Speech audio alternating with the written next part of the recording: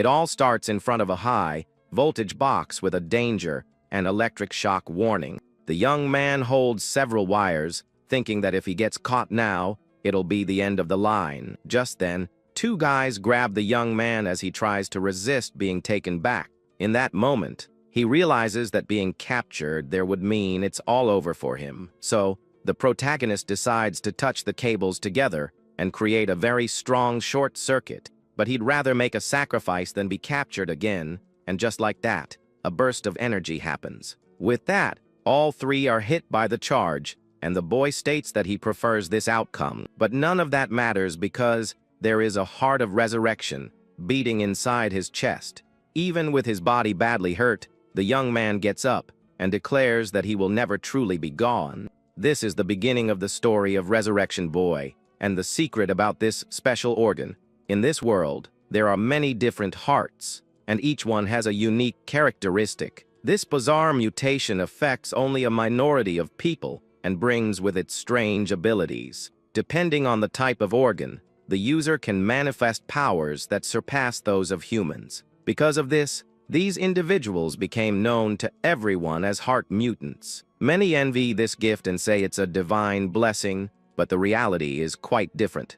The protagonist hears this and feels like laughing as he rummages through a trash can. He looks at his own miserable state and blames that power for his life being so difficult. But right now, the priority is to find something to eat, because hunger is driving the young man crazy. Then, the boy finds a piece of bread thrown away and is overjoyed with his luck. Even though it's in the middle of the filth, the survivor starts eating desperately, saying the food doesn't even smell bad. While he's eating, a dog approaches the young man who is squatting near the trash. He notices the animal's presence and asks if the little dog is hungry too, offering a piece. The dog then accepts the food and begins to lick the young man's skeletal hand. But suddenly, several other dogs appear and surround the boy, who hears a strange noise. Scared, he hides behind a wall and peeks out, wondering if it's the guys from the lab. However, he only sees three street bullies who are cornering a defenseless student. Realizing the situation, the protagonist is relieved and understands they are just local delinquents. The guys continue to bother the girl, telling her she already knows how the world works. At that moment, the skeleton notices the girl is holding a bag of pet food and understands why she's there. Seeing that injustice, the young man decides to interfere and starts walking toward the group. He tells the aggressors to stop, and they turn around, confused, asking who this homeless person is. Then, the protagonist gets close to one of the guys and states that he is not some homeless person. The bully is terrified upon seeing the skeleton's face up close and starts to scream in fear. At that moment, our hero's arm transforms into a very sharp bone blade. With the weapon in hand, he tells the delinquent to be quiet and get out of there as fast as possible. With that, the bullies run away terrified, shouting that they saw a ghost while the girl watches. The student, still on the ground, tries to stutter out a thank you for the unexpected help. But the skeleton turns to her and points his finger in a very scary way. The girl panics and yells for the creature not to come closer, asking it to stay far away. But he just ignores her distress and picks up the bag of pet food that fell on the ground during the commotion. The student is completely confused by the strange creature's actions. Then she tells him that the pet food he took was for the street dogs. The skeleton eats a little and apologizes, saying he didn't mean to scare the young woman. He then politely asks if he can have a little of the food, leaving the young woman in shock. Terrified to see that the thing can talk, the girl screams and runs far away from there. The young man watches the scene, having expected this reaction as he's used to it. But he isn't fazed and says that at least now he can eat the pet food in peace. Even though she's scared, the student stays hidden, watching and wondering what that thing was. She starts to question if it was a person and if it's possible for someone to live in that state. With that, a possibility comes to the young woman's mind, and she wonders if he is a heart mutant. The girl remembers that mutants have bizarre abilities, and that he saved her from the bad guys. Feeling guilty for her reaction, she decides to go back and approaches the skeleton again. Then, the young woman offers a sandwich, that was in her backpack to the hungry young man. Surprised and moved, the survivor asks if that sandwich is really for him. The girl confirms and apologizes for running away before, and he thanks her, taking the food. He holds the sandwich and thinks that this is the first time he's received food that looks like this. The boy takes a giant bite and remembers that he had only seen wrappers for that sandwich in the trash. Upon tasting the sandwich, he is delighted and says the flavor is simply divine. He praises how fresh the vegetables, bread, and meat are, and says he could pass on happily. Looking at the student petting the dogs, the protagonist thinks that she is an angel. After a while, the student musters the courage and asks what she should call the skeleton. He then replies that his name is Geo Kim and formally introduces himself to the young woman. With a smile, the girl says it's a pleasure and reveals that her name is Hai Jae-song. Then, she asks how the young man ended up like this, and he explains that he's on the run from the lab. Frightened, Hai Jae asks about this lab and if he is really being chased. Geo confirms that there is a research center that captures mutants, and they are trying to take him back. The student is shocked because she has heard rumors and asks what they do to him in that place. The skeleton pauses and prepares to tell the truth about his dark past. He reveals that he was used in experiments and suffered for 10 years with tests and procedures. Hai Jae is horrified to learn of the cruelty he faced for an entire decade. Geo explains that all of this happened because of his resurrection heart, which regenerates him. Because of this unique ability, he survived everything, and that's why he ended up in this state. The girl looks at him with a serious and determined expression after hearing the sad story. The young man continues to lament his appearance and the suffering his power has caused him. Suddenly, the student stands up and invites him to go somewhere with her. Geo is confused when the young woman takes his hand and pulls him, saying it will be quick. He is completely in shock as he feels her hand holding his firmly. Even with his scary appearance, a girl had the courage to hold his hand. With a blushing face, the skeleton feels awkward and thinks that she caught him by surprise. Unexpectedly, his bone blade manifests again as he is pulled down the street. Halfway there, the young man's hand comes off, and the student panics as she holds the limb. With that, the girl despairs, and he tries to calm her down, saying that this happens from time to time. The skeleton explains that he just needs to line it up for the arm to stick back on, and asks where they're headed. Moments later, the young man appears in new clothes and a wig. Not quite understanding the situation, Hai Jae then explains that she bought the clothes for him to disguise himself and not attract so much attention. The girl says they are simple pieces, but should serve the purpose for a good while. Jae is moved by the gesture and says he loves the new clothes he got from the young woman. The young man feels very comfortable and says it feels like he has new skin. He gets super excited, but the student warns that the transformation isn't complete yet. The girl says that his face is still visible and that she is going to cover it all with makeup. With that, the young woman finishes the job and reveals her friend's new look with glasses and everything. Hai Jae feels a bit embarrassed, but Geo likes it, and she says that now no one will recognize him. While the girl hides her face in embarrassment, her cell phone suddenly starts to ring. She checks the time on her device and realizes she's late for her class. With that, the student says goodbye and leaves, leaving Geo alone with the dogs. Running off, she shouts for the young man to take care of the little dogs while she's away. He stands there, thinking about the name of the girl who helped him that day. That angel's name was Hai Jae-song, and he would never forget it. The dogs surround him, and he wonders if her request means she'll be back tomorrow. Then, the young man remembers that in the lab, everyone treated him like an experiment. He remembers that in the lab he was an animal, and on the street, everyone ran from him in fear. But Jae was the first person in a long time to treat him like a real human being. Lying down with the dogs, he thanks the little dog that led him to meet the student. With that, the young man asks the animal what he should call it while getting a few licks. He then suggests the name Potato, and the little dog seems to like the idea and barks happily. Repeating the new name, he remembers how delicious the sandwich he received was. Geo thinks that the young woman who bought him clothes and talk to him is a true angel. Because of this, he looks forward to the next day and hopes to see her again. But suddenly, the protagonist stops smiling and realizes the harsh reality. He calls this thought foolish and understands that he can't put the girl at risk. The young man remembers that he is being hunted, and his presence could bring danger to her. With a heavy heart, the skeleton decides that the best thing to do is to leave. He feels he needs to go back to where he belongs and stay away from good people. So, the young man begins to walk alone through the dark city streets with no destination. After walking for a long time, he finds a sewer entrance near a river. Without a second thought, the young man enters that place to hide from everyone.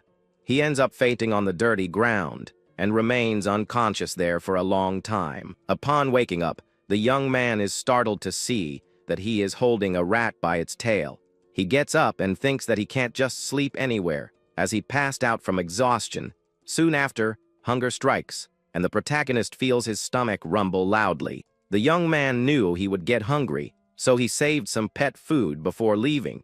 He decides to eat it while imagining the taste of the sandwich to trick his stomach. With that, the young man eats each piece, as if it were an ingredient, and is surprised by the result. Suddenly, the protagonist hears a strange noise and becomes alert inside his hiding spot. Just then, the dog Potato jumps on him and steals the food from his hand, leaving him desperate. He scolds the animal, saying that the little dog can't eat that. No way. But something seems strange to the skeleton, and he is confused by the whole situation. Then the young man realizes that it's Potato and is shocked that he's there. He doesn't understand how the dog managed to find him in such a remote place. Soon, the young man realizes that if the little animal is there, it means someone else came with him. At that moment, he hears Hi, G's voice, and is thankful that his skull face hides his joy. The student appears with an unfriendly look and asks why he disappeared without telling her. She says she almost couldn't find him and that her joy at seeing him again would be obvious. The girl explains that she followed the scent of the dogs, which is how she found the hideout. With that, she scolds him for putting himself at risk, and he apologizes for making her worry. The young man then confesses that he was afraid of being a burden and decided to leave. With a smile, the young woman says she's very happy to have finally found him. She says that even Potato was worried, and the little dog licks his friend's face. Then the girl says they need to eat and shows a bunch of snacks she brought. Hi, Jay says she bought all of it because he only ate one sandwich the day before. The student prepares a different dessert by mixing milk with cookies and offers it to the young man. He is surprised by the mixture of cookies and milk, but the young woman assures him it's very good. The young man feels a new sensation and thinks that yesterday's food was already incredible. With that, he tries the dessert with a small spoon and wonders about the taste. The taste is so good that the young man starts to cry with emotion and says it's delicious. He gets so excited that he offers some to his friend, but she tells him to try the soda. Suddenly, while drinking the soda, his arm begins to regenerate rapidly. The student is very shocked by the scene, and he shows his arm healing right in front of her. His hand is still forming, and the girl watches the process up close, very scared. She then asks if the healing is always this slow, and if it will take days for him to become whole. The young man corrects her, saying that at this rate, a full recovery would take years, leaving her in shock. He thinks that to speed up the process, he needs to absorb a lot of a certain liquid, but decides not to scare her. So the young man changes the subject and says, this is the method using food, and she asks what the other one would be. The skeleton lies and says the other way only works in the lab, and that eating already helps. The girl asks if the lab used to help him, and he explains that they would heal him for the experiments. Because of that, they continue to chase him relentlessly, no matter where he hides. Hearing this, the student understands that this was the reason he ran away without saying anything. He confirms and says she doesn't need to be kind anymore, as their friendship is dangerous. The girl stands up, determined, and yells that they need to go to the police station right now. But the young man says the police would treat him like a monster, and that he was almost targeted before. The girl tells the young man not to worry, revealing that her older sister works as a police officer. With that, She shares an incredible secret, saying that her sister also has a mutant heart, just like him. The skeleton is completely stunned and asks if he heard correctly that the young woman's relative is a mutant. At that moment, the young man remains silent as he reflects on this unexpected revelation, looking at the ground. The student then asks for a leap of faith, assuring him that the officer is a very kind and nice person. But the survivor still seems to be processing the information, his face showing total confusion about it all. Seeing that the mood has become heavy, the girl decides to say goodbye to the animals and says she needs to leave early. Then, she gives the little animals one last pet and mentions that the shelter should contact them soon. Little Potato makes a funny face and barks happily, as if he understands the humans' entire conversation. Alone with the animal, the protagonist thanks him for his help and pets the head of his new best friend. With a determined look, the young man tells himself that this time he won't run away like a coward. He smiles and promises the little dog that he will be back soon to visit and play again in that spot. From a distance, the student waves goodbye as the young man watches her walk away and disappear over the city horizon.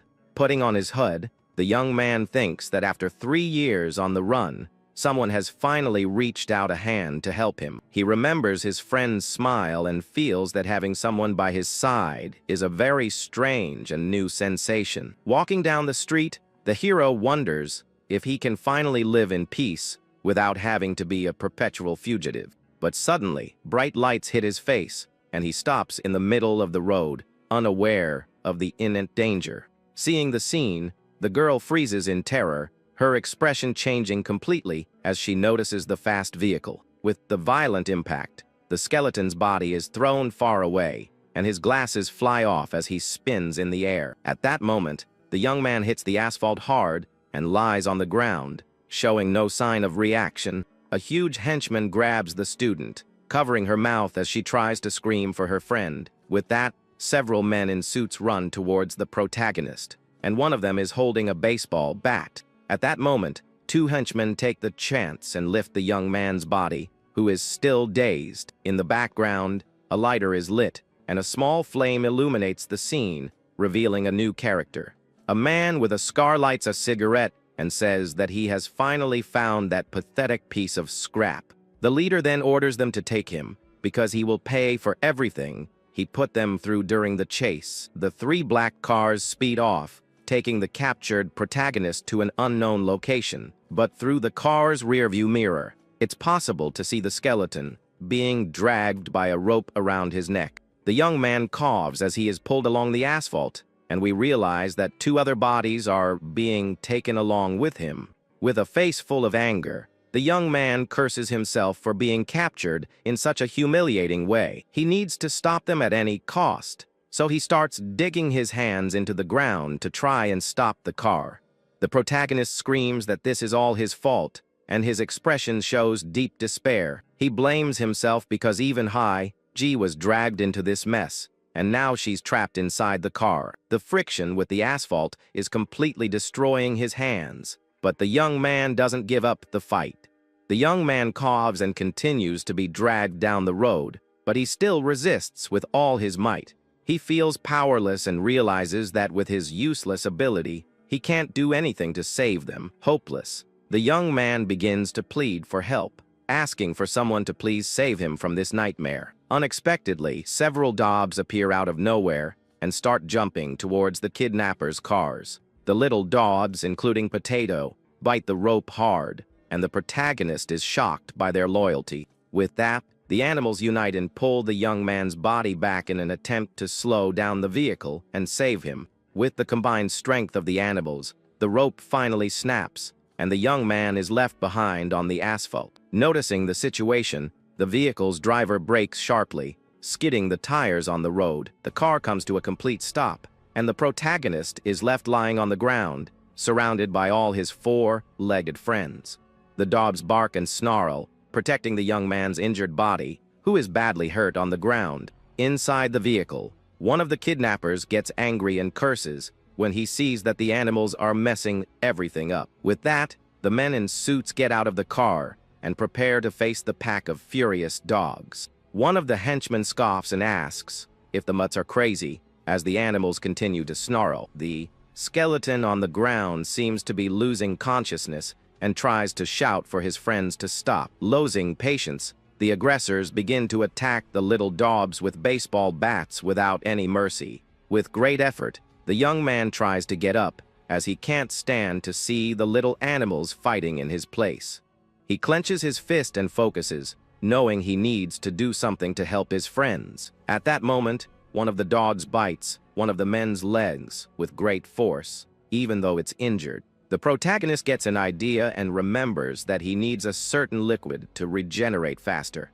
He decides he will absorb the fluid that was spilled on the ground to try to recover a part of his body. With that, the young man drags himself with difficulty towards a puddle of the liquid on the asphalt. But before he can reach his goal, one of the henchmen steps on his hand, preventing him from moving. The aggressor continues to attack the animals, and the young man realizes he needs to recover to be able to help. Suddenly, the protagonist looks to the side and sees Potato's body lying lifeless on the ground. The young man's face fills with horror, and his eyes go wide at the tragic scene he is witnessing. In shock, he calls out his canine friend's name and can't believe the little dog is gone. He looks around and sees the bodies of the other little dogs, lying lifeless on the ground. The young man calls out his friends' names, but the scene is one of total desolation and sadness. At that moment, the young man remembers the 10 years he spent trapped in that laboratory.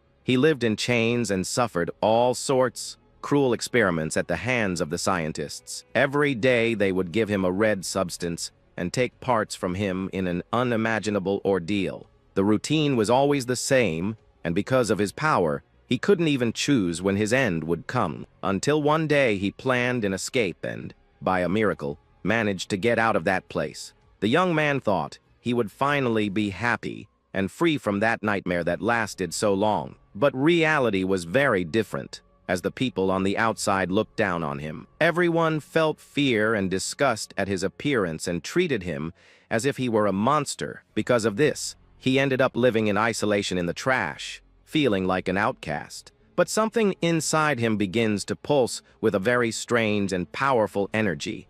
Then the protagonist remembers the dogs and the student, who were the only ones to be kind. They treated him like a human being, and this awakens a hidden power within his body. With that, all the spilled liquid on the ground begins to move towards him rapidly. The red substance envelopes the young man, and a sinister energy takes over the entire area. The young man absorbs all of the fluid, and his body begins to regenerate in an incredible way. His muscles and skin form again, and he feels stronger than ever before. With that, the fluid condenses around his arm, forming a protective and very resistant layer. At that moment, a new power awakens, and his regeneration reaches a completely unbelievable level. With the power of the absorbed liquid, his hand regenerates completely in the blink of an eye. At that moment, a red and very dense energy begins to surround the protagonist's body. Then his face also recovers, and his eyes glow with a very intense red color. The young man's body returns to normal, and he regains the human appearance he had long ago. He looks at his own hand, surprised, and realizes his physique is completely different. The young man confirms that he is no longer a skeleton, and that everything is back to how it was before. He remembers when he was a child, and his unique nature already made him incredibly strong. But suddenly, the young man realizes something terrible about the origin of the substance that healed him. The liquid that regenerated him came from the little dogs who were lost trying to protect him. The henchmen are terrified by the scene and ask their boss what they should do now. The leader ignores his men's fear and advances with a knife to try and capture him. But the hero is much faster and lands a powerful punch right in the aggressor's face. The blow is so strong that it sends the henchman's body flying backward with unbelievable force. With that, the man flies and crashes into the side of the car, denting the entire bodywork. He gets stuck in the vehicle's door, completely knocked out after the surprise attack. With the path clear, the young man picks up little Potato's body and holds it carefully. Crouching on the ground, he hugs his canine friend and mourns the loss of his companion. With a dark look, He states that he knows the most painful way for a person to pass on. The other aggressors are terrified, and he promises something terrible for whoever answers first. The scene shifts to an isolated warehouse, which appears to be the secret base for some very dangerous and cruel men. Several black cars are parked in the yard, indicating the place is full of armed and alert henchmen. Suddenly, someone pulls a dark bag off the head of a person who was being held hostage there. Hi! Jason looks around in despair, asking who these people are as she tries to understand her current situation. At that moment, the young woman realizes she's in a very sinister place, and her face fills with deep, genuine fear. Several delinquents surround the student, smiling wickedly, as if they're enjoying her panic. With that, the girl wonders where she is and why she was taken to this hideout in the middle of nowhere. She looks to the side and sees a horrible sight: strange people handling some biological samples, leaving her in total shock. But soon, one of the men grabs the young woman's hair forcefully and tells her to stop making so much noise. The group's leader approaches and asks if she happens to have several extra lives to be screaming like that. Then the villain shows a photo of the skeleton and claims she's only there for helping that darned mutant. He tells the young woman to keep her mouth shut if she wants to make it through this when it's all over. With a cruel look, the man says that nobody would care if 1 or 2 people disappeared from there today. The student freezes as she stares into the kidnapper's cold eyes, realizing he isn't joking at all. Unexpectedly, a cell phone starts ringing inside the leader's jacket pocket, interrupting the tense and scary moment. The man answers the call and asks why his subordinate is calling instead of just showing up with the target. On the other end of the line, the henchman talks about the dogs, and the villain is confused, not understanding what happened. The subordinate reports that the bone monster turned into a human, and that the animals were to blame for it all. At this, the boss gets furious and demands that the man speak clearly, so he can understand the situation. Jai overhears the conversation and wonders if the little dogs really showed up to save her friend at that moment. The boss asks over the phone if the subordinate is saying they lost the skeleton. At this, he freaks out and yells that the target was very valuable and that the henchman is useless garbage. Then the man kicks something in anger and threatens his men if they can't capture him again. Furious, he turns to the girl and asks where her friend has gone at this very moment. The villain yells that she needs to tell him everything now and complains that he lost a lot of money with the escape. Terrified, the student says she knows nothing, and the kidnapper laughs mockingly. At this, he pulls out a blade and threatens to rough her up a bit to see if her memory comes back. The young woman remembers her friend warned her about being followed, but she acted foolishly and paid no mind. With the blade near her face, she thinks about what she should do to escape this dangerous situation. Just then, the aggressor prepares to harm her, but something unexpected happens inside. Suddenly, one of the henchmen is thrown forcefully into another, and both fall to the ground, out cold. The other delinquents turn around, startled, and brace themselves for whatever has just invaded the place. At the door, the protagonist appears in human form with a very powerful and dark aura of vengeance. The group's leader turns to the entrance and is completely confused upon seeing the mysterious figure standing there. The young man's face is covered by shadows, and the villain asks who this strange boy standing at the door is. At this, one of the men approaches the youth and calls him a beggar because of his torn and dirty clothes, but the hero grabs the aggressor's neck with absurd speed and begins to squeeze with great force. The delinquent can't breathe and wonders what kind of strength the young man is using now. With a cold stare, the protagonist explains that because of them, something very bad has just happened. Then he reveals that, because of them, all the little dogs were lost on that tragic night. The leader yells for his henchmen to take care of the intruder, and 2 of them rush to attack. With that, one of the men lands a powerful punch right in our hero's face, but he doesn't even flinch from the blow and maintains a very calm and frightening expression. Then the young man retaliates with an even stronger punch that lands squarely on the aggressor's chin. The impact is so brutal that the delinquent is thrown far away, and the protagonist keeps going. Just then, another henchman grabs him from behind and yells that he's finally got him pinned. Soon, another one joins in, and the two of them hold the young man while pulling his hair forcefully. Even though he's hurt, his eyes glow with an intense red color, and he seems stronger than ever. He then uses the momentum and throws one of the men over his shoulder with incredible strength. The boss and the others are completely shocked by the young man's display of superhuman power. The hero gets up slowly and looks at the floor with an expression of deep hatred. With his eyes glowing, he asks if they were sent by the Hermes laboratory to capture him. The student is in disbelief, and her expression changes completely as she witnesses the scene. She then realizes that boy is Geo, and is shocked by his new human appearance. The boss also understands everything and yells that the boy was the skeleton all along.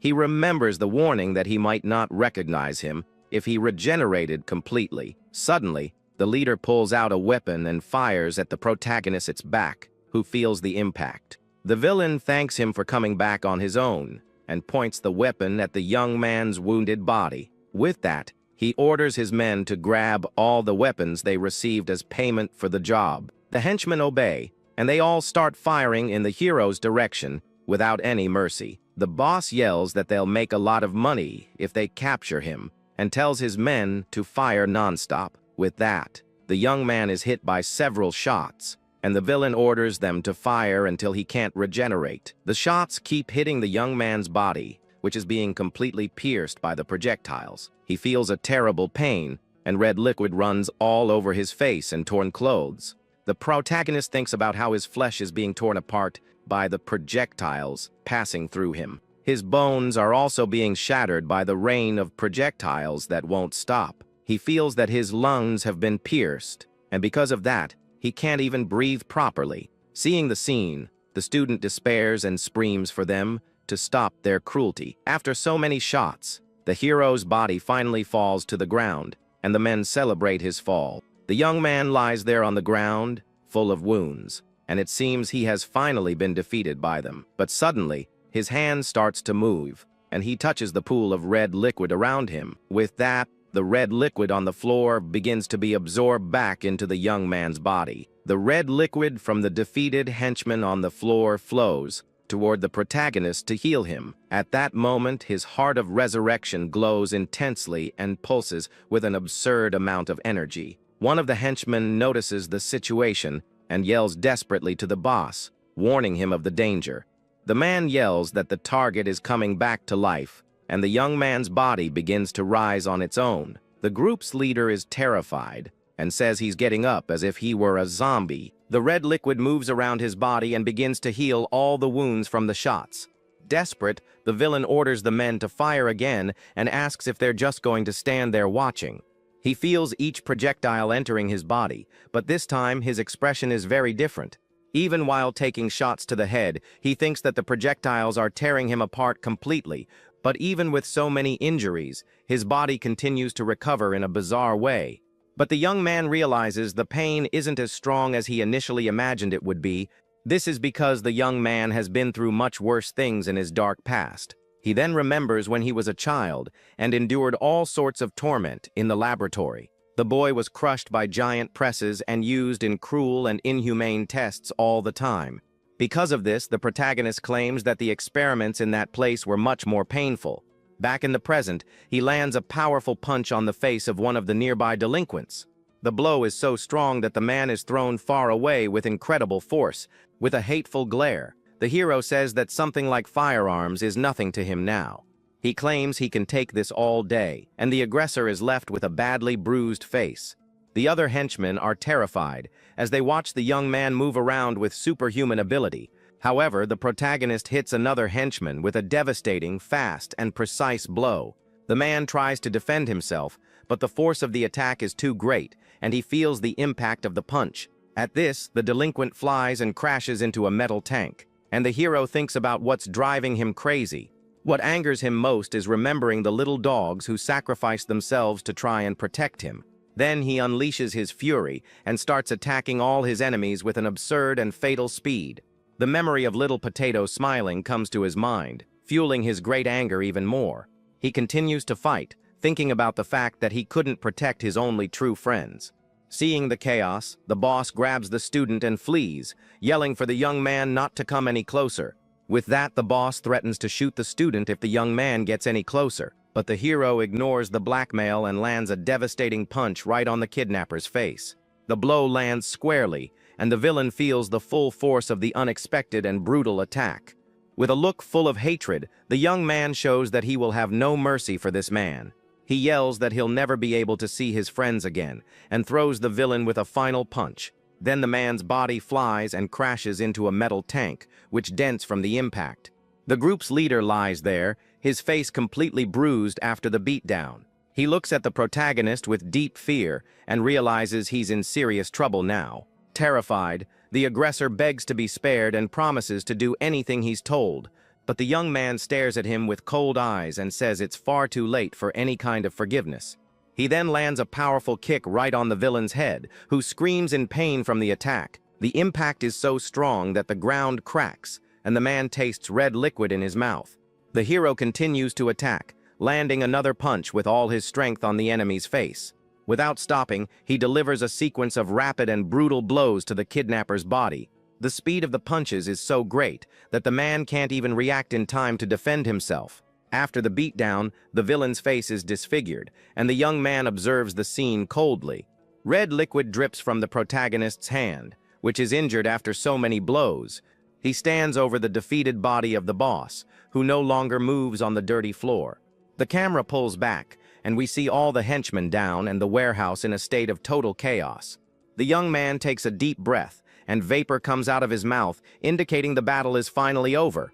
With the battle over, the student calls her friend's name, her voice a little shaky and relieved. Then the young man starts walking toward her, his bare feet on the dirty warehouse floor. He continues to approach, and the girl watches him with a concerned expression on her face. The young man stops in front of his friend, who is still sitting on the floor, and looks at him, not knowing what to say. The young woman asks if he's okay, as she remembers he took many shots before falling to the ground. Suddenly, the hero drops to his knees and hugs the student tightly, surprising her with his action. With tears in his eyes, the young man feels relieved to see that his friend is safe and sound with him. Haiji says she's so happy he's alive and hugs him back affectionately at that moment. He then confesses with a sad voice that the dogs passed away to save him from that cowardly attack. The young man says he was so scared that she might get hurt in all the confusion too. Because of this, he repeats that he's so happy she's alive, and the hug gets even tighter. Confused, the girl wonders why he's thanking her at such a difficult and strange moment. With her hand on his chest, she can feel how shaken her friend is by the whole situation. The student says she's the one who should be thanking him for saving her life in there. At the scene, the police arrive, and the detective shouts for the officers to take the suspects to the station right away. At that moment, one of the henchmen who survived the brawl is handcuffed by an officer as he lowers his head in defeat. The warehouse is full of criminals, and the investigators wonder how so much destruction occurred in an internal dispute. From a distance, the pair watches the police cars move, and the girl wonders if they shouldn't be investigated too. But the young woman explains that her sister told them to stay away because things get complicated when mutants are involved. So they decide to leave and let the older woman handle the whole mess under the light of the full moon. Unexpectedly, the student starts to cry loudly because of the tragedy she has just witnessed. The young man can't hold it in either and starts to sob while hiding his face in his hands, overcome with deep sadness. He looks at the little dogs lying on the ground and apologizes for not being able to protect his small friends. The hero remembers the name of each of the animals who gave their lives for him and feels an enormous emptiness in his heart. With that, the young woman hugs one of the pets and says it's all her fault, as the little animals only wanted to save her from the bad guys. She regrets not taking better care of them and cries, thinking that the brief moments of affection became everything to the dogs. At this, the protagonist bites his own finger hard and states that it's not her fault because the animals passed away for him. The student is in shock and asks what her friend is doing when she sees the wound he caused himself. But the young man explains that he can heal with blood and wonders if his special fluid could bring his friends back. With a determined look, he lets the red liquid drip onto the animal's body, hoping for a miracle. The young man focuses all his will on this unusual plan, hoping his mutant nature can achieve the impossible. Even in pain, he continues to injure his own hand and wonders why the regeneration is acting so fast now. He bites even harder as the red liquid flows, and the hero seems to completely ignore the physical pain he's feeling. Seeing his sacrifice, his friend holds his arm and asks him to stop, as the little dogs would be even sadder to see that. With a sad face, he wonders if the dogs don't hate him for passing away because of him. But his friend holds his hand and explains how much the little animals truly loved him. She tells him that at first they were very skittish and didn't like people, but with him it was different. The young man is surprised and wonders if they really were suspicious of all humans. The young woman confirms this, saying they had many scars from mistreatment and bad memories. While petting one of the pets, he admits he had no idea, as he thought they were just gentle. Because of this, the girl asks him not to blame himself, as that would break their hearts too. The protagonist sits there with one of the animals on his lap, thinking about everything he's heard. With a smile, the young woman says that the fact they approached him without hesitation like that probably means they sensed that their friend was in a situation similar to their own. The young man then thanks her for the comforting words, and the two remain silent for a moment. Suddenly, a soft whimper catches the pair's attention, and they look in the direction of the sound.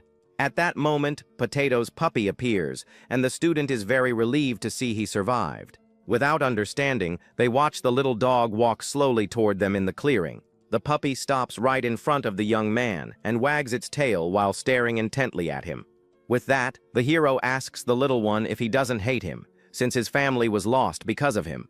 But in response, the little animal licks the young man's hand as if to say everything is okay. The young man is touched by the scene, and his friend comments that it seems the puppy really likes him too. Suddenly, the little dog falls asleep in the hero's arms, and she says he must be very tired. The student then thinks about what to do, and considers taking the newborn home with her. The young woman thinks about what to do with her friend and the puppy, since the guys from the lab are not normal. With that, she asks him to wait a bit, and runs to call her sister for help. On the phone, the young woman explains the situation and asks where they should go now that everything is over. After the call, the two walk through the city, and the young man holds the little puppy carefully. They then arrive at a large apartment building that seems to be the home of the student and her family. Upon entering, the young man looks around the house, and his friend tells him to come in and make himself completely at home. But he hesitates at the door, wondering if it's right for someone as dangerous as him to enter her house. The student smiles and says he risked his life to protect her, so there's no reason to be afraid. Besides, she reveals that her sister wants to meet him because he might be able to help with a case about the lab. So the young woman convinces him to come inside, and the protagonist finally accepts his friend's invitation. At this, he sees his own reflection in a window and gets confused by the image he's seeing. Suddenly, the hero has a breakdown and gets scared by what he sees, startling the girl with his reaction. He then grabs his friend's shoulders and yells that his face is back, with cheeks, a nose, and even lips. The young man explains that he didn't know because his face hadn't regenerated since his childhood in the lab. With his hands on the glass, he stares at himself and realizes he's finally seeing his true appearance. Shocked by the story, the young woman drinks some water and says something has been bothering her for a while. She then asks his age, because now that he's regenerated, he doesn't look like an old man at all. The young man becomes thoughtful and says it's been so long that he doesn't even remember thinking about his own age. He remembers entering the lab at 7 years old and escaping 3 years after 7 annual tests. After doing the math, the young man says he's 17 years old, and his friend spits out her water, surprised by the revelation. The girl is shocked and asks why he let her call him sir, if they're the same age. With a blushing face, the young man explains that he was just happy she treated him like a human being. The student is left completely speechless upon hearing her friend's sincere and sad answer. At this, she thinks the situation is a bit pitiful, but at the same time she finds his attitude very cute. So the young woman suggests they call each other by their names and invites him to eat after a shower. Meanwhile, the little puppy takes the opportunity to devour his bowl of food with great enthusiasm. At the table, the protagonist, now in clean clothes, prepares for his first real meal. With wide eyes, he tries the food and shouts that everything is warm and delicious. His friend gets embarrassed and says it's just a simple dish, apologizing for not being a good cook. But the young man insists, stating that this is the best food he has ever tasted in his entire life. The young woman then explains that her sister had something unexpected come up and won't be able to meet them today as planned. With the plates completely empty, it's clear how hungry the young man was, and how much he enjoyed the dinner. Because of this, she points to the couch and says he can sleep there tonight to rest. She hands a blanket to her friend, who feels awkward but thanks her for her hospitality. With a smile, the student says goodbye and mentions she's going to her room to do her homework. Then the bedroom door closes, and the young man is left alone in the living room for the first time. Holding the blanket, he observes his surroundings, still getting used to his new reality. His eyes analyze every detail of the house, and he is amazed by the normality of it all. The hero is startled when he sees the television and wonders how it can be so big and thin. Seeing the flowers in a vase, he thinks about how different this place is from the cold, lifeless laboratory. He lies down on the couch and is surprised by how comfortable it is, much softer than his bed at the lab. Meanwhile, the little dog drinks some water but ends up throwing up a bit of the food he ate earlier. The puppy seems to be very sick, and the protagonist turns around, startled by the scene. At this, the hero realizes what happened and looks at his little friend with a shocked expression. The little animal continues to bring up his food and seems very weak and frail. Desperate, the young man yells the puppy's name, his face overflowing with pure worry. With that, he runs toward the puppy to try and help in some way during that tense moment.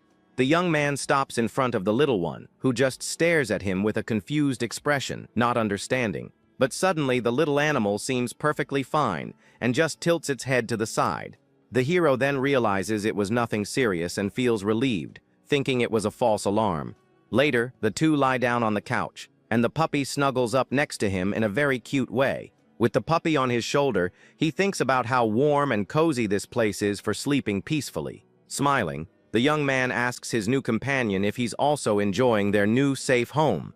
Then he starts thinking of a name, and since the father was Potato, he suggests the name French Fry. The hero decides to call him Fry, and the little one seems to really like the name as he gets a pat.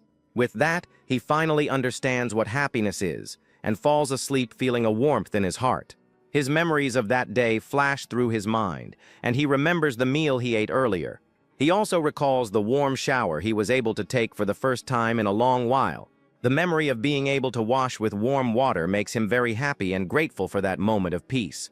And finally, he remembers that he can now sleep peacefully in a very comfy place like this. While sleeping peacefully, he has a nightmare and thinks about how fragile happiness is. With a sad smile, he reflects that all of this can be lost very easily. He then remembers escaping from the lab with other mutants who were running in desperation. Back then, he and his companions ran toward the exit, hoping to finally be free. But the guards of the facility appear and say they can't lose those valuable mutants. Suddenly, an explosion happens, and two of the fugitives are thrown with brutal force. The hallway floor breaks, and the young people fall amidst the rubble with no chance of escape. One of the soldiers readies himself and points an energy weapon in the direction of the mutants on the ground. The tip of the weapon glows with an intense light, preparing to fire a devastating attack. But the shot is deflected and hits the guards themselves, who are caught by surprise by the attack.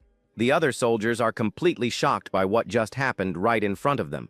At that moment, a girl with black hair uses her ice powers to attack the enemies. On the floor, the protagonist seems to be in shock, and the young woman yells for him to wake up from his trance. Meanwhile, one of the boys uses his powers to hold the floor together, preventing everyone from falling. With a determined look, he does his best to protect his friends from that deadly trap. The skeleton then looks forward with new determination and finally prepares to act. The girl extends her hand to him and yells for them to hurry, as the exit was very close. The young man then takes his friend's hand, and the two prepare to continue their desperate escape. He remembers how hard they ran, but they ended up getting separated in the end. Back in the present, the young man opens his eyes, and the nightmare finally comes to its sad end. Lying in bed, he thinks about his friends from the lab and wonders if they are suffering somewhere. Because of this, he swears he won't let anyone take away the small peace he has now found. His scars glow faintly, and he reinforces his promise to protect his new friend at all costs. With that, his mutant heart pulses strongly, and he decides to fight for this newfound happiness. With a serious look, the young man warns that if anyone tries to ruin his moment of peace and quiet, he won't let it slide, and will do whatever it takes to get revenge on whoever dares to do so. The next day, a desperate scream echoes through the city, catching the attention of everyone around. Someone is running hurriedly through the streets, and their quick footsteps indicate that something very serious has happened. At this moment, we see the protagonist running and shouting the name of his little puppy, Fry. With tears in his eyes, the young man yells desperately and asks where his only friend has gone. The student announces she's leaving for school, and the young man becomes curious upon hearing such an unfamiliar term. At this, the girl explains that her sister only comes back at night and asks him to take good care of the house during the day. Then the young woman says goodbye, and the hero thinks that this school thing must be a lot of fun. Suddenly, she notices that little French Fry is whimpering and scratching the wall with great enthusiasm. With that, the two observe the little animal's strange behavior as he keeps making noise in the corner. Curious, the student asks if the pet wants to go out, and the young man notices the animal doesn't seem sick, just bored. So the protagonist decides he's going to take his little companion for a walk on the street right now. Even so, his friend shows concern and asks if the dangerous men aren't still after him out there. With a smile, the young man states that everything is fine because no one will recognize his new human face. Relieved, the young woman agrees with his argument and feels more at ease, knowing the hero is safe now. At this, the girl points to the drawer where the leash is and gives him the door code so he can go out. Once outside, the young man tries to control the little animal, who starts jumping and barking non-stop on the street. With great difficulty, the young man tries to hold the pet and realizes that walking a dog is quite complicated. Seeing little Fry struggle, he wonders if the accessory around its neck is making his friend uncomfortable. The hero worries as he notices the animal's whining and becomes afraid that he tightened the leash too much. At that moment, the young man covers his face and remembers when he himself was held by heavy chains. In a flashback, the boy recalls the torment in the lab, where he received terrible shocks while tied up. Because of this trauma, he thinks other people might not like the animal and gets lost in thought. Then the protagonist lets go of the leash and apologizes to the little animal, who disappears from sight in an instant. Suddenly, the young man goes into total shock and desperately realizes that little French Fry has run away from him on the street. The hero screams desperately for the little animal's name as he runs through the streets hoping to find him soon. Tears run down his face, and he wonders where his only companion has gone in such a tense moment.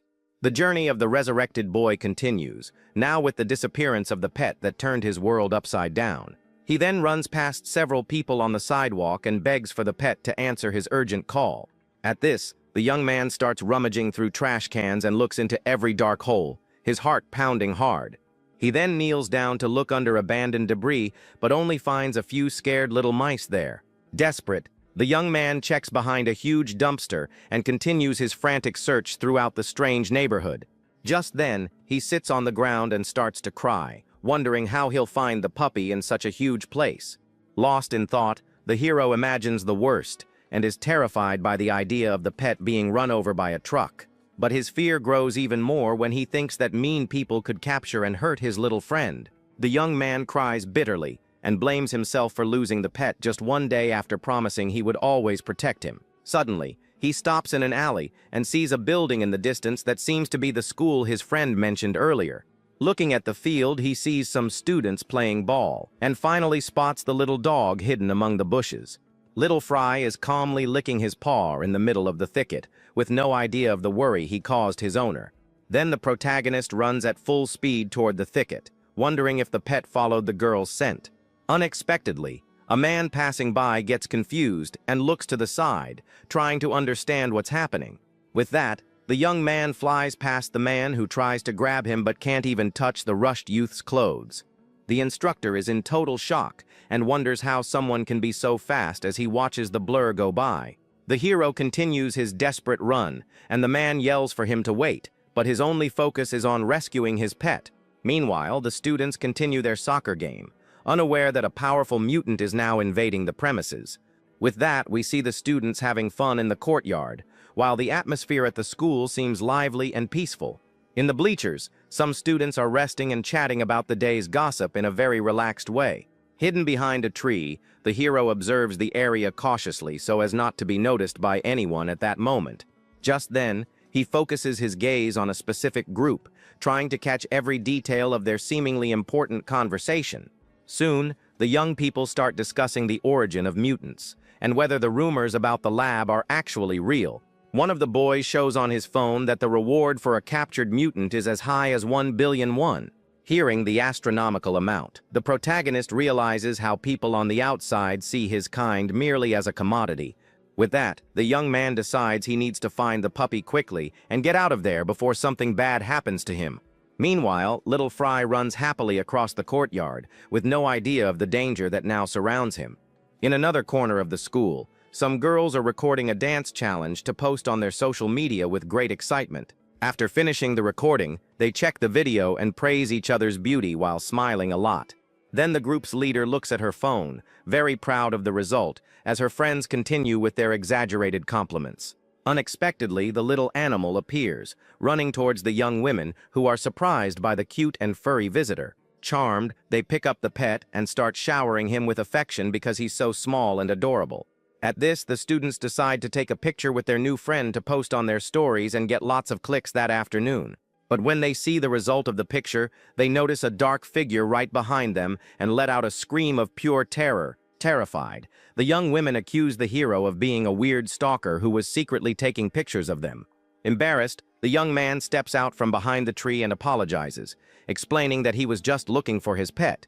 With a very shy expression, the young man states that he didn't mean to scare anyone and just wants his puppy back soon. At that moment, the girl's attitude changes, and they start to blush upon noticing that the puppy's owner is actually very handsome. With that, the young women look at his clothes and realize he must be a new student, since they've never seen him at school before. Then the young man asks if he interrupted their video, and the group's leader asks if he wants to be in the recording too. At this, the other students giggle and say he's very cute, while the hero insists he can't appear in videos at all. But the girl ignores his comment and holds out her phone, asking for his social media handle so they can follow each other. With the puppy in her arms, she says she'll tag his profile in the post, and her friends watch the situation closely. The young women comment among themselves that this is the first time their friend has asked for someone's contact info and say the guy really has a handsome face. Just then, the hero gets confused, not understanding what a photo app is, and the girls say her account is very famous around there. With a sly look, the young woman thinks the new guy is pretty cute and that his shyness makes him a perfect accessory for her to use. But the protagonist backs away and confesses that he doesn't have any kind of social media, leaving the girls baffled by his answer. At that moment, the group's leader freezes and wonders if she heard correctly what the young man just told her. Then the young man bows and thanks her for the invitation, but states that he has to decline and apologizes for causing trouble.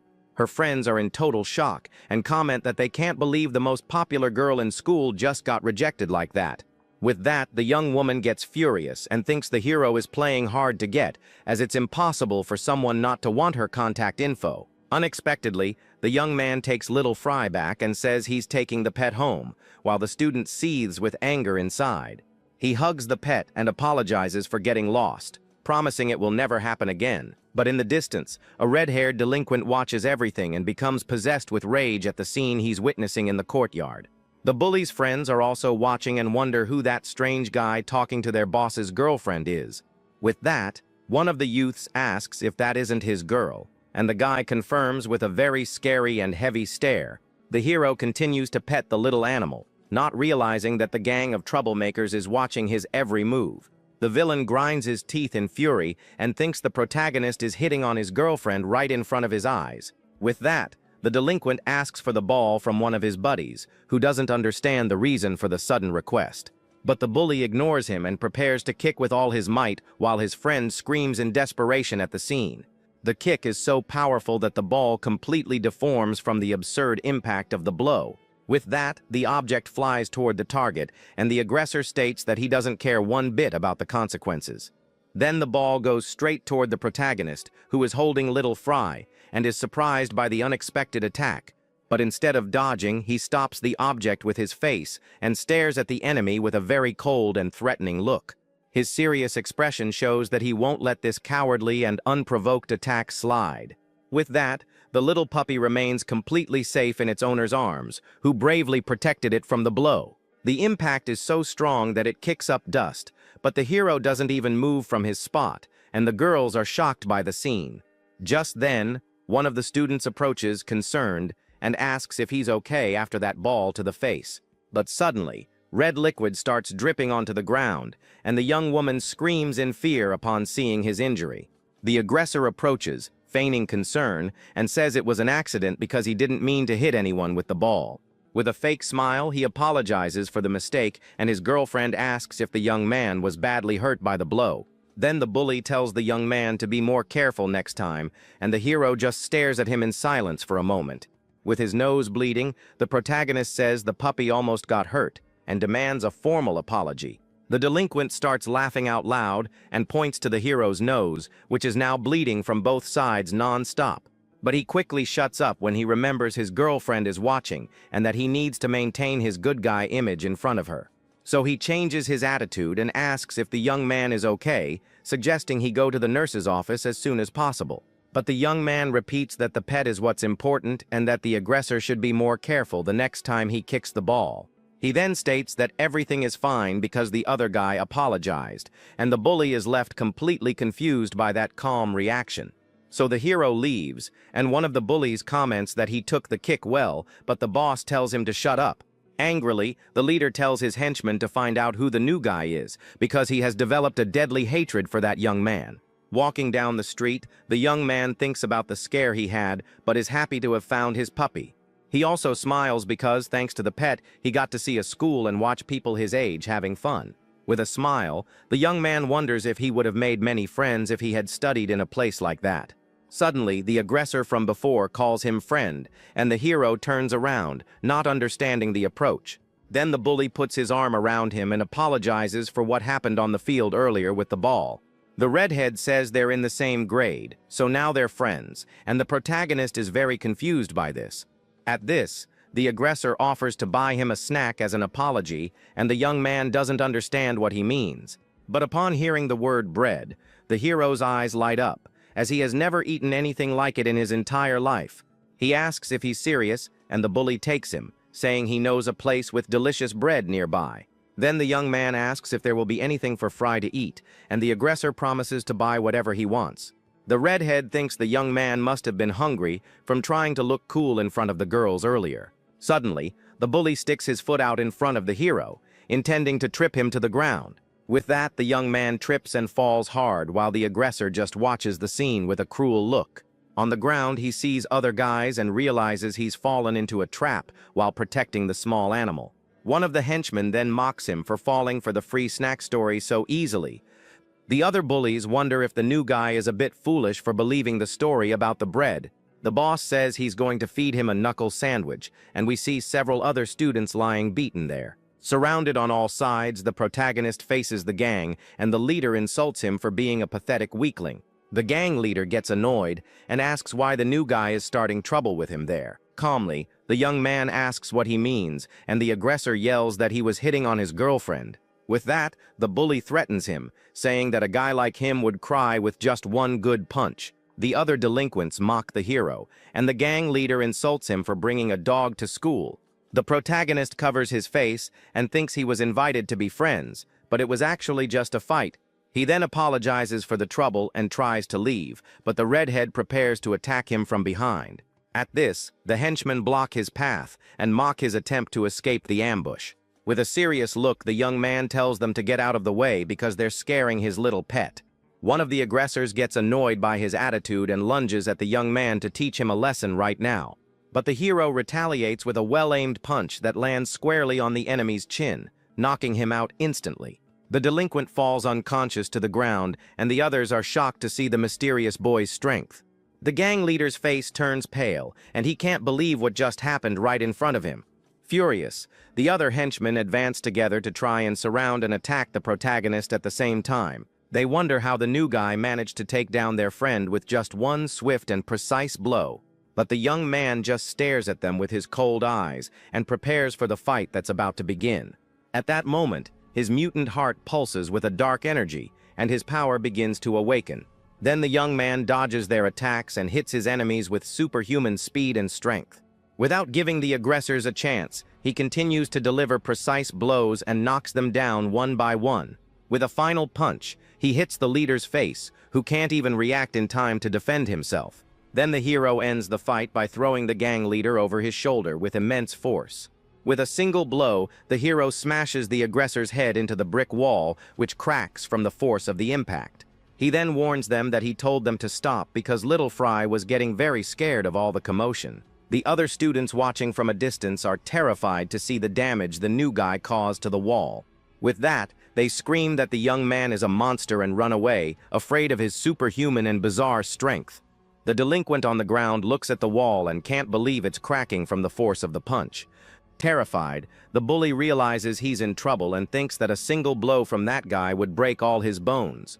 He then understands that he messed with the wrong person, and his face contorts with pure fear and desperation at that moment. Desperate, the redhead bows on the ground and begs for forgiveness, promising he'll never start trouble again. He then tries to get out of it by showing a picture of his own puppy to prove he also loves animals and didn't want to hurt the pet. The hero looks thoughtful, and the aggressor begs to be forgiven, while the young man seems to consider the flimsy excuse. The delinquent continues to show his phone, and the whole scene seems very strange, with the bully suddenly trying to be friendly. Suddenly, the young man's stomach rumbles, and he says he used a bit of strength and is now very hungry because of it. The redhead is completely confused and wonders why the new guy is thinking about food at a time like this. At this, the aggressor believes the young man is a clever guy who is subtly asking for food in exchange for his forgiveness. The scene then changes to his friend in the classroom. Moments later, they arrive at the school's convenience store to finally buy the hero's promised snack. With the table full of food, the protagonist gives thanks and prepares for the feast, while the other just watches from a distance. The young man starts to devour everything eagerly, and the bully watches from afar, still trying to understand the whole situation. He even shares a bit of his bread with Little Fry, who barks happily and seems to like the strawberry filling of the snack. With that, the redhead becomes confused because the young man seems strong but acts like a fool, and he can't understand his personality.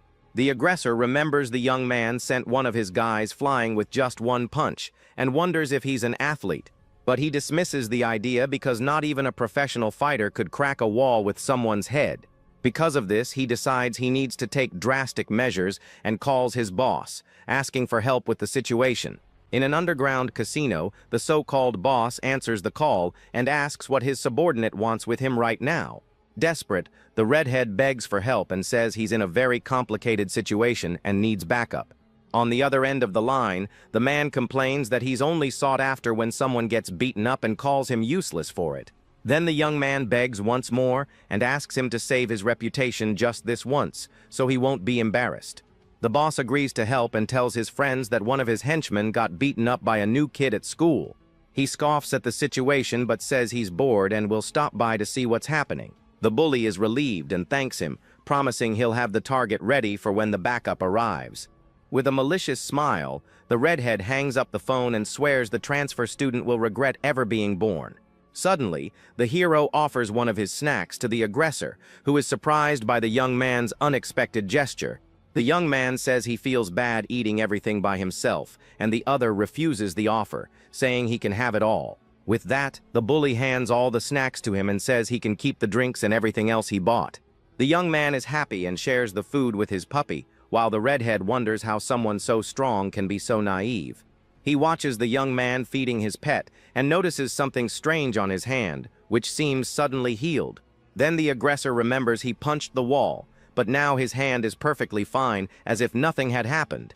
He starts connecting the dots and realizes the young man has superhuman strength and very fast regeneration. Remembering a video, the redhead recalls that heart mutants can have different abilities depending on their form. Suddenly, he's startled by the possibility and asks if the young man is a mutant, but the puppy ends up throwing up everything. The protagonist panics and denies the accusation, but the aggressor is sure that he's a real mutant. With that, the bully is shocked, as this is the first time he's seen a being like that in real life, and he looks normal. He then remembers that heart mutants are dangerous and becomes afraid of what might happen to him now. The redhead thinks his boss will get beaten up for nothing if he comes to the school, and the man yells from the other end of the line. On the phone, he warns his subordinate that the young man next to him is a very dangerous and powerful mutant. The aggressor says the situation is serious and that they should call off the plan, but the boss has another idea in mind. So the man tells him to hold the target no matter what, because a mutant is too valuable to be left behind. The young man finishes eating and says he's leaving, but the bully needs to keep him there until the backup arrives. With that, the redhead panics and asks why he's leaving already when there's still time before the break is over.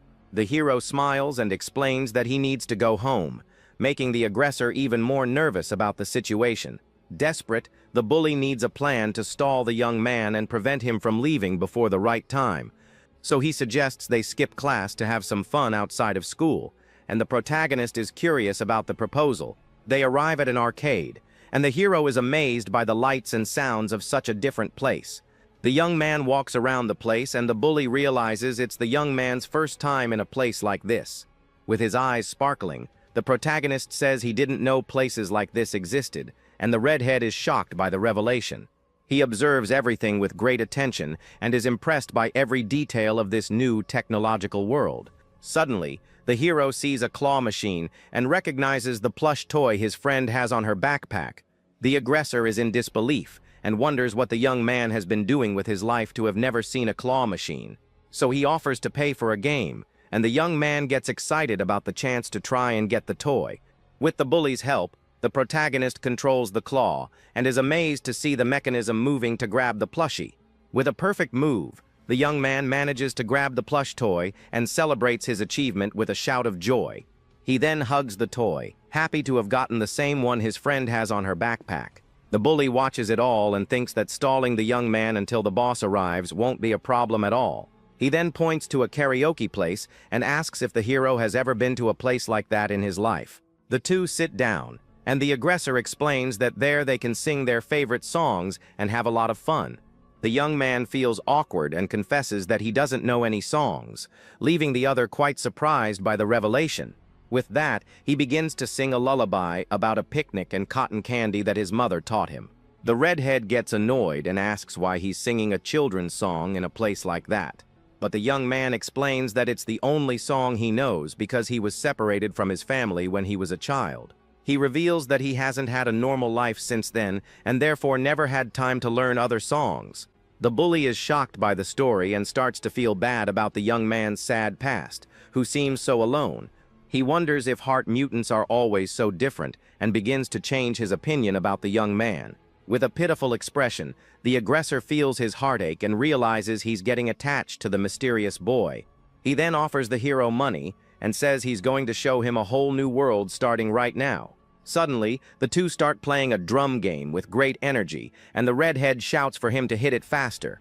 In another fighting game, the protagonist uses his foot to play, and the bully complains that he's using dirty tricks. But in a dancing game, the hero gets all clumsy and ends up falling on the floor with the puppy in his arms. The aggressor laughs at his friend's clumsiness, and the two have fun together, passing the time in the lively arcade. Outside, the two are breathing heavily, and the redhead comments that they played like crazy in there. The protagonist agrees and says it was the first time he'd had so much fun, and the bully happily drinks some water. At this, the redhead notices something strange and stops everything he's doing while gripping his water bottle tightly. With a nervous smile, he looks at his phone and wonders who could be calling him at such an inconvenient time. But when he answers the phone, he gets an earful from his boss, who yells at him to answer the call faster next time. Then the delinquent remembers that he was supposed to be holding the young man for his master to teach him a lesson right now. At that moment, the young man looks at the pictures they took together and realizes he acted like a complete idiot during their outing. He sees the picture of the two of them making funny poses and notices that he ended up forming a real bond with his target. Meanwhile, the protagonist continues to play with his little pet, unaware of the betrayal being planned. The scene shifts to the dark alley where the gang of criminals impatiently awaits the arrival of the young mutant with his pet. With great fear, the redhead bows before the leader and apologizes 1,000 times for failing his mission earlier today. But the master gets furious and asks if the subordinate is trying to mess with him in this sinister place. At this, the aggressor starts to sweat and thinks his change of heart isn't just because of his new human friend. He looks at the hero sitting with the puppy and understands that this little creature is the only family the young man has in his life. With his face in his hands, the delinquent feels terrible and says that this whole situation is just too sad for him. Then the man shows a picture of his own little animal and says he perfectly understands the pain of losing a faithful companion. Crying hard, the young man sits next to the protagonist and regrets almost letting his friends hurt the little dog. At that moment, he gets it into his head that he needs to protect the pet from any danger that might arise right now. With that, the young man decides to face his gang, but soon realizes that the leader has completely lost his patience with him. Suddenly, the boss lands a brutal punch on the redhead's face, who is thrown to the side with the extreme force of the blow. Lying on the ground, the subordinate trembles in pain as the villain approaches to continue the cowardly assault against him. Finally, the man grabs the traitor by the hair and yells Taigu's name, making it clear that his punishment has only just begun. The boss pulls the redhead's hair and asks with great anger where the mutant is hiding now. With that, he remembers how much fun he had with the boy at the arcade and realizes his friend is just a normal kid. At this, the other henchmen surround the young man with bats and iron pipes, ready to do something very malicious. At that moment, the masked criminals observe the scene with cold stares as they await orders from the gang's leader. Then the brute asks if the subordinate thinks the whole gang gathered there just to waste time with lies. But Taigu desperately pleads, stating that it's all just a big misunderstanding about the target they're looking for. He remembers the young man passed out from exhaustion after playing just 2 games and seemed like a common loser. With a bleeding face, the delinquent insists the hero is just trash and apologizes for the villain having come all this way. Just then, the leader scratches his head suspiciously and asks if the redhead is really claiming the boy isn't there. With that, the aggressor puts a fake arm around the young man and asks if he's upset about getting a few slaps from his big brother. Then the man lights a cigarette and says that the subordinate's face gives away all the lies he's trying to tell now. At this, the villain demands to know the real reason the delinquent is suddenly changing his story about the mutant's whereabouts. The young man sweats, thinking that the hero isn't human, and knowing how much the world hates these different beings. With that, the boss starts laughing loudly and asks if the boy was really worried about his safety at that moment. But the redhead remains silent, as he realizes the situation is getting more and more dangerous for him. Unexpectedly, the villain raises his hand and offers 5 million as a reward if he hands over the target right now. With a cruel smile, he reveals that he even has a buyer ready to take the boy to the lab without a trace. The delinquent is in total shock and wonders if what his master is doing isn't actual human trafficking. He recalls the news on his phone about mutants being sold to the government and realizes it's all real and cruel. At that moment, his hand starts to tremble on the ground, and he understands that his superior is a much worse monster than he ever imagined. Even on the ground, the redhead tries to insist that the hero is nothing special, but the boss doesn't believe him at all. With that, the villain loses his patience and lands a powerful kick right in the subordinate's stomach, who didn't see it coming. The impact is so strong that the young man flies and crashes into a wall with brutal and unexpected violence. Lying on the ground, he's in a lot of pain and can barely breathe after that powerful blow that knocked the wind out of him. Furious, the leader complains that he's let a lot of things slide, but now his patience has finally run out for good.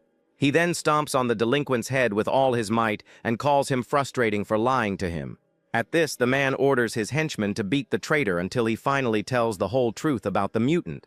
The other aggressors obey and start kicking the young man's body without any mercy in that moment of fury. The young man tries to protect himself, but the blows are many and hit his entire body without stopping for a second. He then remembers the past and when he was just a child being beaten up by other school bullies.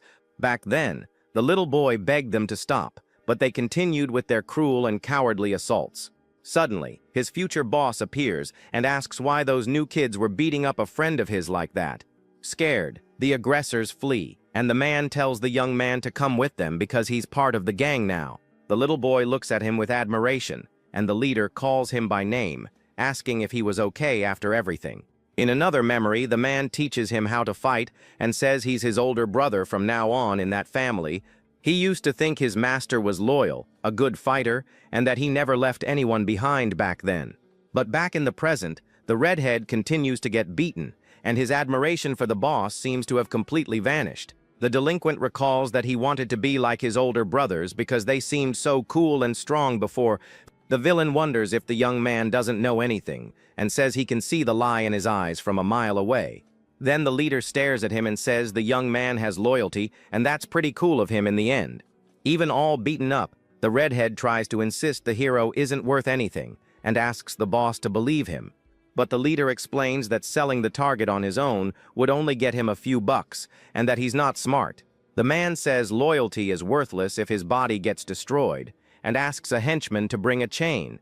With the chain in his hand, he reminds the young man that his dream was to live a cool and stylish life with his friends. Then the villain states that making a lot of money without feeling ashamed is the coolest way to live in this world. With a malicious smile, he says the two of them can live cool lives together if the young man cooperates with the plan. But the delinquent calls him boss and apologizes, but his expression shows he's made an important decision. With that, the young man states that his master isn't being cool at all and faces him with a look of pure disappointment and sadness. He himself is surprised by what he said and wonders why he's saying these things to such a dangerous man. At this, the boss's expression changes completely, and he understands that his subordinate really has betrayed him for the boy. Terrified, the redhead tries to apologize and says he said it all without thinking, but the villain doesn't seem to want to hear any more. With a hateful glare, the leader tells the traitor to perish and prepares to land a fatal blow with his chained hand. But suddenly, a hand appears and grabs the aggressor's fist with incredible strength, stopping his devastating attack. The boss is shocked and notices the chain is thick and full of welding marks, making it a dangerous weapon.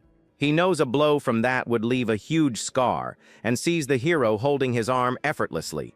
The other henchmen are completely confused and wonder who this new guy is who appeared out of nowhere to ruin everything. With his face all bruised, the redhead asks how his friend managed to find him in that hidden and dangerous alley. Then the protagonist explains that he came looking for him because he wasn't coming home and he got very worried about him. With tears in his eyes, the injured young man yells for his friend to run because these people are dangerous acquaintances of his. But the young man reveals that he was actually the one who called the gang to teach Gio a lesson and feels very guilty. The redhead continues, revealing that he also told them Gio was a mutant, and the hero wonders why. With his face all bruised, he grinds his teeth in pain and regret for having betrayed his new friend. He then confesses that he did it all because he was angry about getting beaten up by the young man earlier at school. But the protagonist says that's not why, and asks why his friend is getting beaten with that heavy chain. The gang leader watches the scene with a malicious look and seems to be enjoying all the confusion. At this, the delinquent is in total shock and can't believe the young man is worried about him. Suddenly, one of the henchmen takes advantage of the distraction and tries to hit the hero in the head with a baseball bat. The masked aggressor seems determined to finish the boy off and uses all his strength in that cowardly attack. With a furious glare, the protagonist shows he won't let that aggression slide and prepares for combat. Then all the other delinquents advance and start hitting the young man with various different weapons at the same time. The blows hit the young man's body with great force, but he protects himself to avoid serious injury to his head. Seeing his owner getting beaten, Little Fry barks with all his might, trying to scare the aggressors and protect his friend. The redhead is terrified by the scene and realizes the hero is being punished because of his betrayal and his lie. The henchman with the bat then understands everything and yells that this boy is the heart mutant they were looking for. Red liquid drips from the hero's hand, which is injured after so many blows, and he touches the ground with his fingers. At that moment, his power begins to awaken, and the red liquid on the ground reacts to the touch of his powerful, mutant skin. The aggressor is confused and doesn't understand what's happening as the young man's body begins to regenerate. Suddenly, the protagonist gets up and lands a devastating punch right on the enemy's face, who has no time to react. With incredible speed, he starts to dodge and counterattack all the delinquents with swift and precise blows. In just a few seconds, one of the men is already on the ground, and the others are terrified by the young man's superhuman strength. The henchmen face the protagonist and prepare for combat as the young man slowly approaches. With his head down, he walks toward the danger, and his dark aura makes all the enemies very tense. Furious, the gang leader yells for his men to finish off the intruder once and for all, right there. With that, all the delinquents surround the hero with their bats and prepare for a mass attack. Then the aggressors advance together and start swinging their weapons at the young man. But he dodges everything, and one of the men ends up being thrown by a powerful and accurate kick. In just a few seconds, several henchmen are already on the ground with serious injuries all over their bodies. The young man continues to fight and lands a devastating punch on the face of yet another enemy, who flies far away. Without giving the other a chance to react, he follows up with a kick and finishes the aggressor with a fatal blow. With a cold stare, the protagonist shows he will have no mercy for those who attacked him. At this, one of the masked men tries to hit the young man with a baseball bat, but he's fast. The hero narrowly dodges the attack, and red liquid flies, indicating the blow was a close call. He then uses the enemy's momentum to counterattack and retaliates with an even stronger and more precise blow. The aggressor is thrown with brutal force and crashes into the wall, getting knocked out instantly. The others are terrified and wonder why the new guy is so strong, and if he's even human.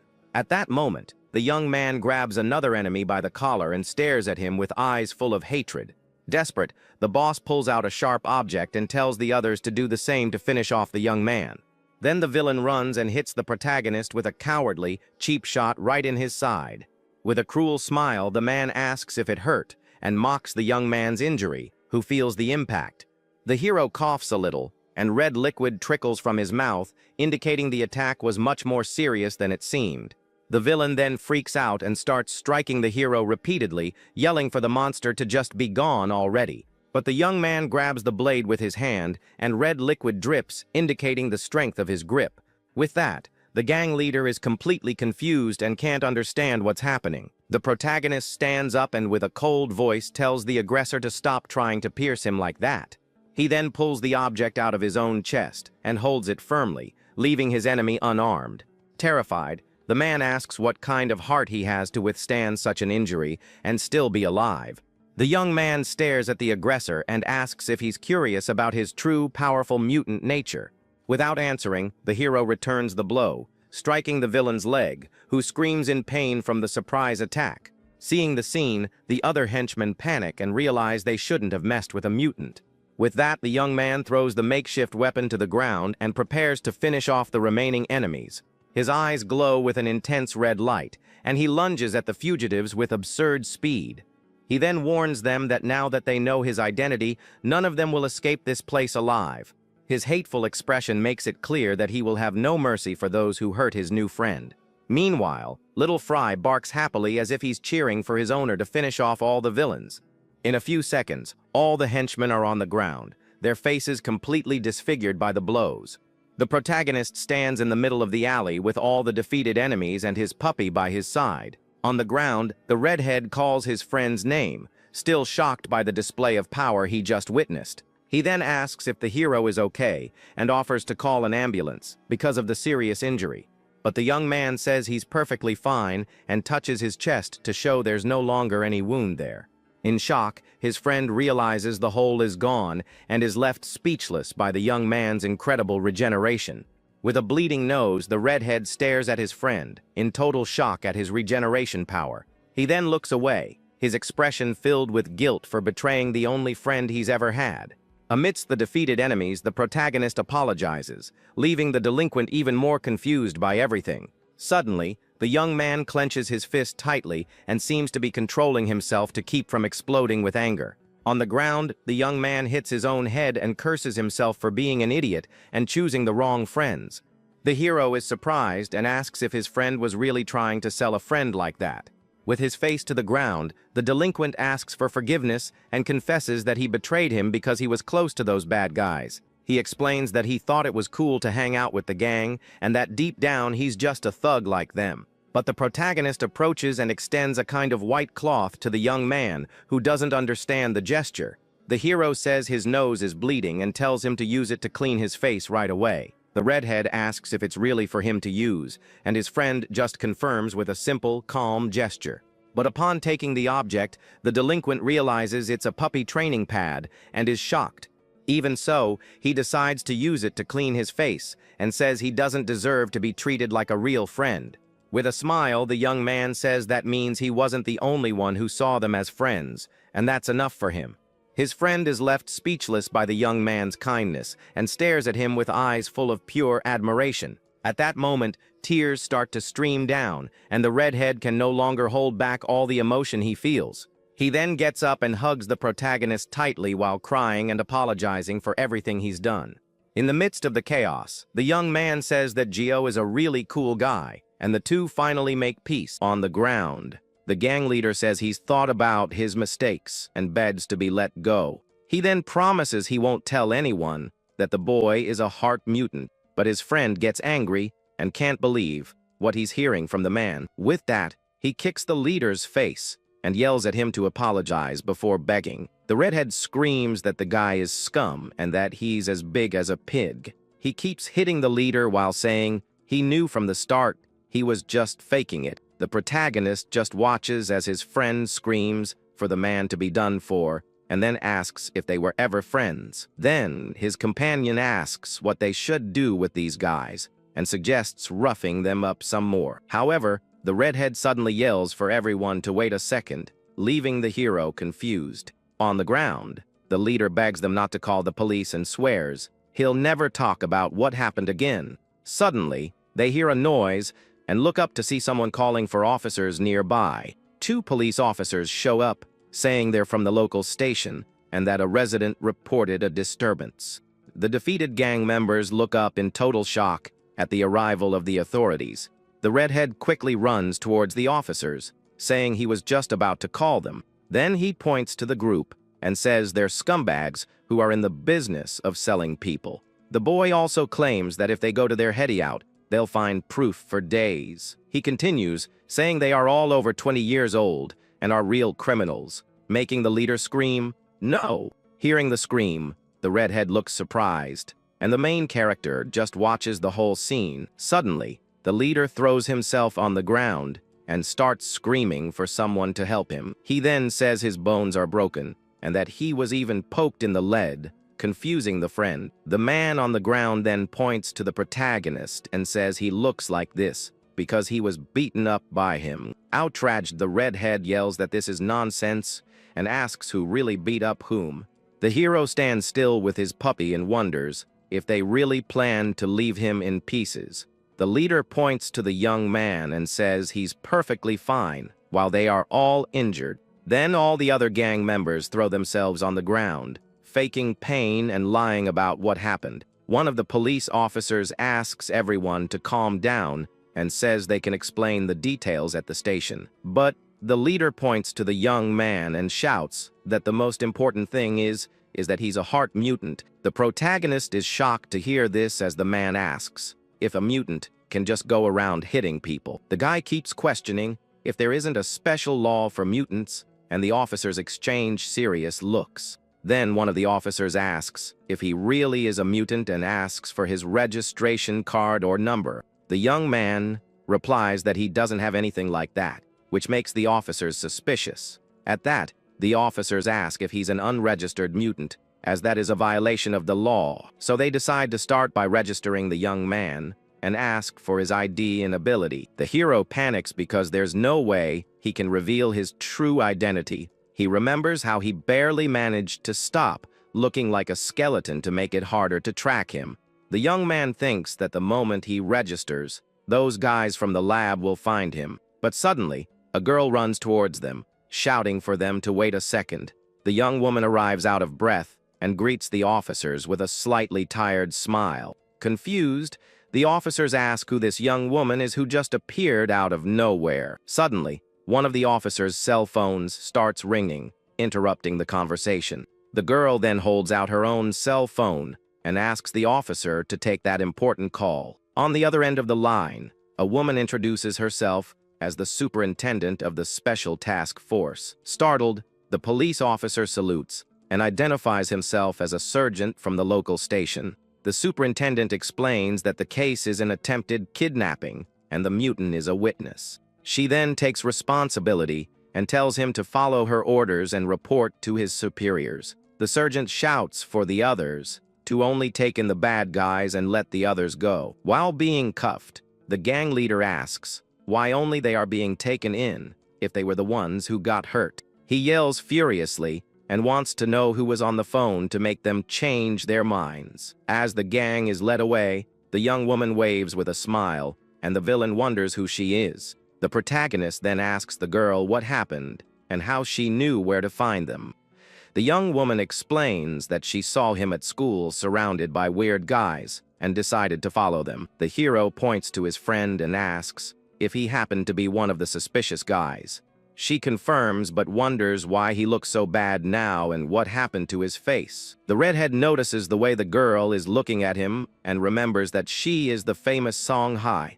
The young woman says her sister took care of everything, and the most important thing is to know if her friend is okay. Jealous, the redhead complains that the hero said he didn't have any friends, and now a girl shows up, ignoring his friend. The protagonist turns to the gang leader and asks a question. With a dark look, he asks if his destination happened to be the Hermes lab. The villain denies knowing the lab and says he was going to hand him over to a local broker. He reveals that there are brokers who deal with mutants, and the hero says he wants to meet them. At the police station, the gang leader is sitting while a detective yells about the chaos in the background. The hero's friend is shocked by the idea and says there's no way he can do that. Then the redhead friend agrees and warns that it's too dangerous and he has no idea of the risk. The young woman explains that her sister warned her that they target mutants and are very dangerous people. But with crumbs on his face, the protagonist smiles and says that now he wants to meet them even more. Not understanding, the girl asks why he's so desperate to meet a broker. At that, the young man touches his face and says he was wondering about something very important. He reveals that he might be able to find his lost friends through those people. Outraged, his friend yells that he had said he didn't have any friends and calls him a dummy. The hero explains that they aren't friends from the outside, but from inside the lab where he used to live. In a memory, he recounts that life in the lab was full of pain and experiments. One day, he was dragged to an unknown place, and since he had never traveled before, he was terrified. As he was being taken, he wondered how painful the next cruel experiment would be. Suddenly, the place they took him to was filled with sharp and very deadly knives. The little boy is in shock when he sees that the blades were flying around the room on their own. He thinks he's going to be pierced over and over again and becomes terrified of the situation. The men behind him were also scary, and if he didn't go in, it could be much worse. With that, the door opens, and the young skeleton enters the bright and very dangerous room. Inside, other mutants were using their powers against each other in a life or death battle. The little skeleton watches the whole scene with wide eyes, not understanding anything. Then one of the boys stops one of the flying blades, using only his fingers. Next, he prepares to attack another young man with the knife in a direct hit. But the attack hits the target, who seems to feel nothing as it all happens right there. At that, the target's body becomes completely encased in ice, and the skeleton gets scared. The attacker looks down with an expression of pure determination on his face now. The skeleton watches the girl and the other boy who were fighting bravely there. Then the young woman yells at the other boy, calling him a psycho for attacking a classmate. The boy points to the skeleton and explains that he is also an experiment, just like them. With that, the little mutant becomes totally confused about what is happening in the room. Suddenly, all the other young people turn and stare at the newly arrived skeleton. Terrified, the little skeleton hides his face with his arms and asks them not to look at him. But the other young mutants stare at him with curiosity, without any fear or disgust. One of the boys says he looks normal, and that he's only a skeleton because he's a mutant. The skeleton is surprised, and another young person asks if he's okay and if it's his first time there. At that, they all start to introduce themselves, and the boy who attacked him apologizes for calling him that. Then they ask what his name is, and he reflects that this is how he met his friends. While eating, the hero explains that the place gathered children from various labs for study, and because they were all test subjects and mutants, they ended up becoming friends very quickly.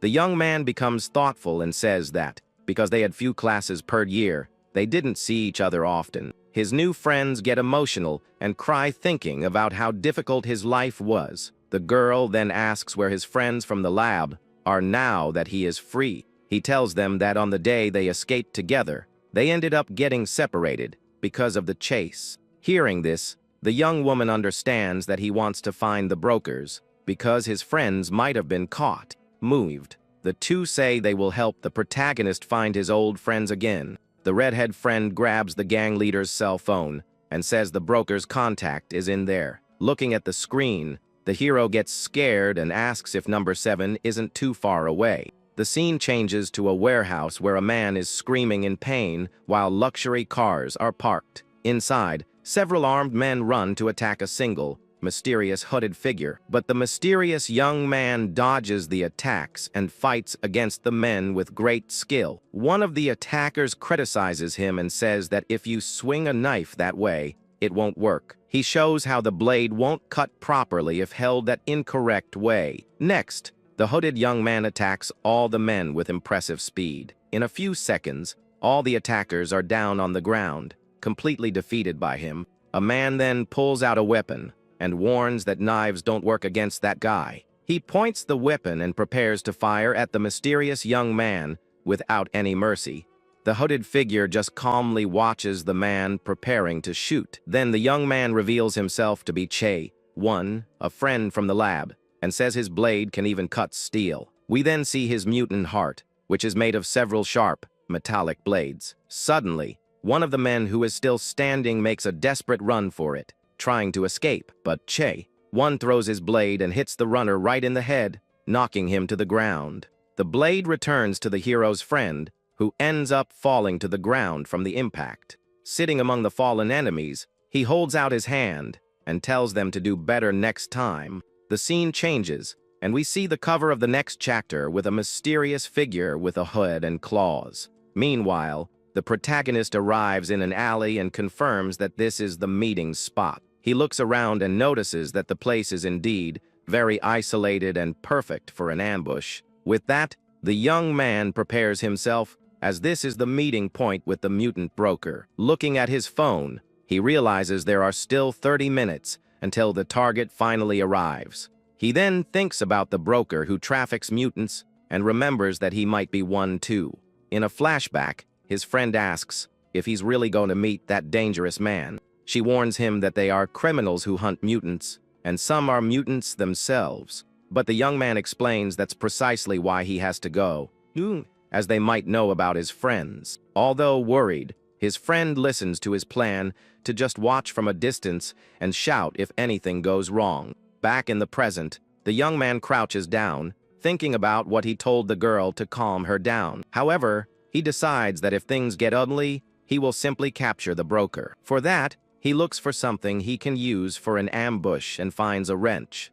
He thinks that if the enemy is a mutant, he can't attack blindly and needs to figure out his ability. Suddenly, several knives fly toward him, and he narrowly dodges the surprise attack. The young man falls to the ground, screaming in fright as the blades embed themselves in a metal pipe. He looks at the knives and is in shock, as he wasn't expecting an attack like that. Then a hooded figure appears and asks what kind of rat he is to be hiding like that. The person approaches and asks if the young man happens to be an undercover cop. Nervously, the protagonist wonders if this man is the broker he was looking for. He notices that the man uses a knife and thinks that he might just be a regular human after all. With that, the young man decides that if he is human, it will be much easier to capture him. He then leans on a concrete block and prepares to attack with all his strength. In the blink of an eye, the young man dashes forward with absurd speed towards the enemy. He prepares a powerful punch,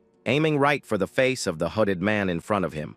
His plan is to not give the guy time to react and to end the fight quickly. But suddenly, his eyes widen as he realizes something completely unexpected. The man pulls back his hood, revealing himself to be Che-1, his friend from the lab, leaving the hero in shock. The protagonist is confused and wonders how his old friend knows his real name. But with no time to think, his friend attacks him with his blade and throws him far away with the blow. With that, the young man falls hard to the ground, while his former friend looks down on him with the weapon. In great pain, he tries to get up but feels that something is very wrong with his body now. He then realizes his strength is gone, because the enemy's attack cut the tendons in his leg. The attacker also injured his wrist and shoulder, leaving him completely immobilized on the alley floor. His feet were also hit by the attack, and now he can't even move. He then remembers that his friend's swordsmanship skill is far above normal.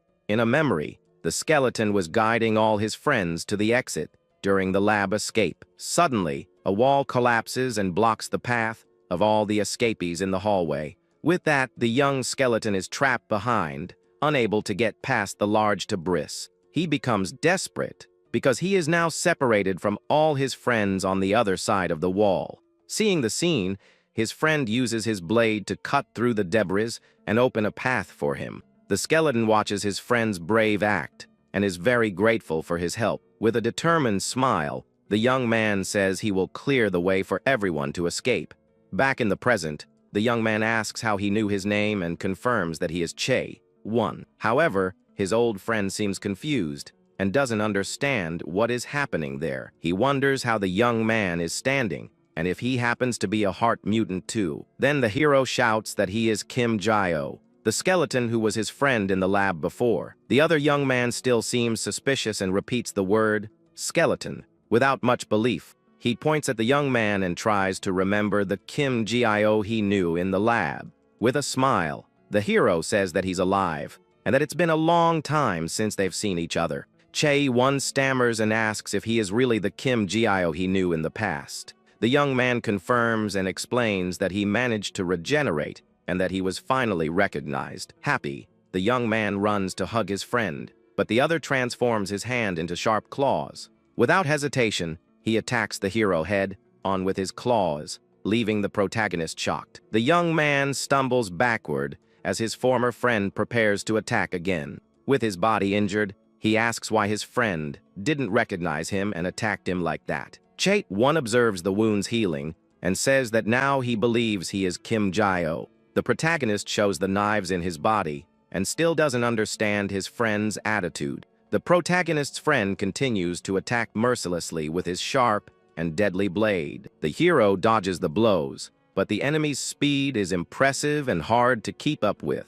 He manages to narrowly dodge and falls to the ground as his former friend continues the attack. On the ground, the young man asks why he is being attacked in such a cruel and unfair way. The other young man replies that he should know the answer better than anyone else there. With that, the protagonist tries to fight back with a punch, but the opponent's speed is much greater. He is hit several times and realizes that his friend is too fast for him to fight. We see his injured arm and the red liquid dripping onto the floor of the dark, dirty alley. The attacker leaps for another attack, and the hero prepares to defend himself as best he can. But instead of dodging, he catches the blade with his bare hands, surprising the enemy. The young man is in shock because he didn't expect him to be able to hold his weapon like that. The former friend asks if he really thinks a punch would work against a blade. The protagonist states that he knows how good he is with a sword and faces him with determination.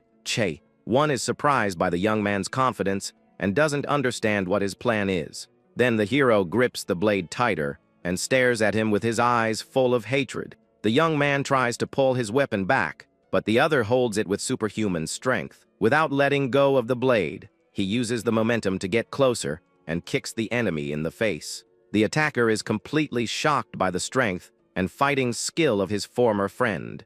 With a powerful kick, the protagonist sends his friend flying, who falls hard onto the alley floor. Sitting up, the young man says he thought he was weak, but now with flesh on his bones, he's not so bad. He then asks why the hero ran away, if he can fight so well like that. The young man is confused and doesn't understand what his friend means by that accusation. With a serious look, Che-1 says that he ran away on the day they escaped from the lab. In a flashback, we see the lab guards capturing one of the young mutants. The others hide terrified behind debris as the situation becomes dangerous. Desperate, the friend asks the skeleton to grab an iron pipe so they can fight.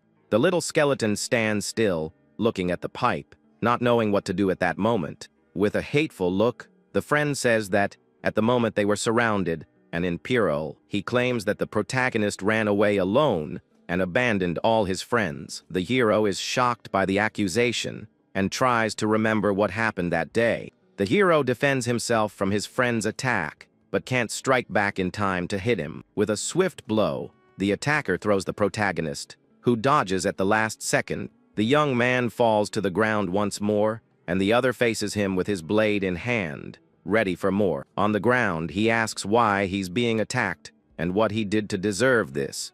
With a cold look, the former friend says he knows the answer better than anyone. The protagonist tries to attack again, but the enemy's speed is far superior to his. He is hit by several cuts and can't even get close enough to fight back. All wounded, the young man observes the blood on the floor and on his body as the pain increases. His friend then leaps for a final attack, and he braces himself for the worst to come. But instead of being hit, the hero realizes the blow landed somewhere else and is surprised. The attack was actually a distraction, and the real blow came from another direction. A large explosion occurs, destroying everything around and scaring people passing by.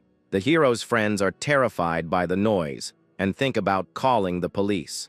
They wonder what happened and if they should go check on the situation first. Amidst the dust, the attacker comments that his friend's regeneration is much faster. With that, the protagonist says there seems to be a misunderstanding, as he never really ran away. He explains that he stayed behind to protect everyone and came to rescue his friends. The other young man seems skeptical and asks if he's saying it was all just a mistake. But before answering, the hero hears noises and realizes there are more people nearby. He says there are people here, and his friend remains silent for a moment, looking at him. With a touch, the protagonist absorbs the energy from one of the men, leaving him unconscious. One says they made a lot of noise and invites him to his hideout to talk. He explains that a lot has happened since the escape, and that he has a lot to tell him. The hero looks at him and realizes his friend's personality is completely different. He remembers how his friend used to be more cheerful and smiley back in the lab. Now in his hideout, he wonders what on earth happened to his old friend. The scene then shifts to a convenience store where the redhead friend is working. The protagonist then suddenly wakes up and realizes he was dreaming about all of it. He looks around and sees the ingredients for a sandwich flying towards him. The young man is confused because he doesn't understand how he got there or what's happening. Several clones of the hero's friend appear and start preparing burgers in the kitchen. The protagonist and other customers look on in shock at the scene and wonder what is happening. They are impressed by the young man's ability to make 3 burgers at the same time. We then see the sandwich being assembled with several fresh and delicious ingredients flying around. All the clones then come together to finish the burger with perfect teamwork. With a smile, he hands over the order and tells them to really enjoy the new house burger. Outside, the hero realizes that his friend's hideout is actually a diner. At the end of the episode, we see the young man cleaning his teeth in the restroom mirror of the place. Now seated, his friend says that this is his workplace, leaving the protagonist shocked. The young man can't believe his friend has a job, and his friend calls him unemployed for it.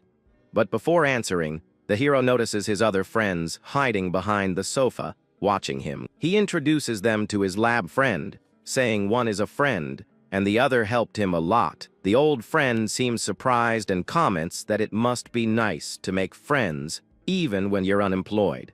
The girl gets annoyed and says he knows nothing about the difficult life the hero has had.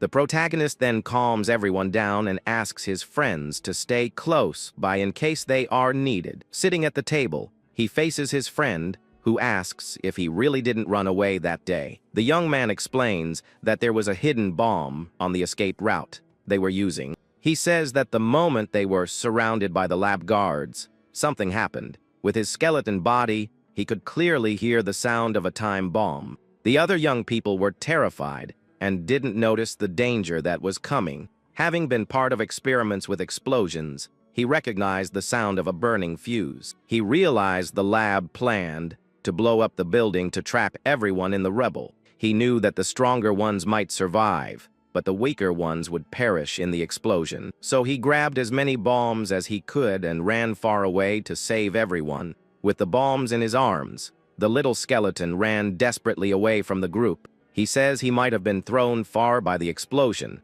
because he woke up in a forest. As soon as he recovered, he ran back but found no one and believed they had escaped. His friend then remembers hearing a distant explosion and becomes thoughtful. He asks if the hero is really saying that he grabbed the bomb and ran away with it. With his hand on his face, the friend seems unable to believe the story and refuses to accept the truth. The hero says he knows it's hard to believe, but his friend surprises him by saying he believes it. With tears in his eyes, the young man says he couldn't explain about the bombs at the time. The protagonist is surprised and doesn't understand his friend's sudden change of attitude. The scene returns to the diner where the friend is using his clones to prepare the burgers.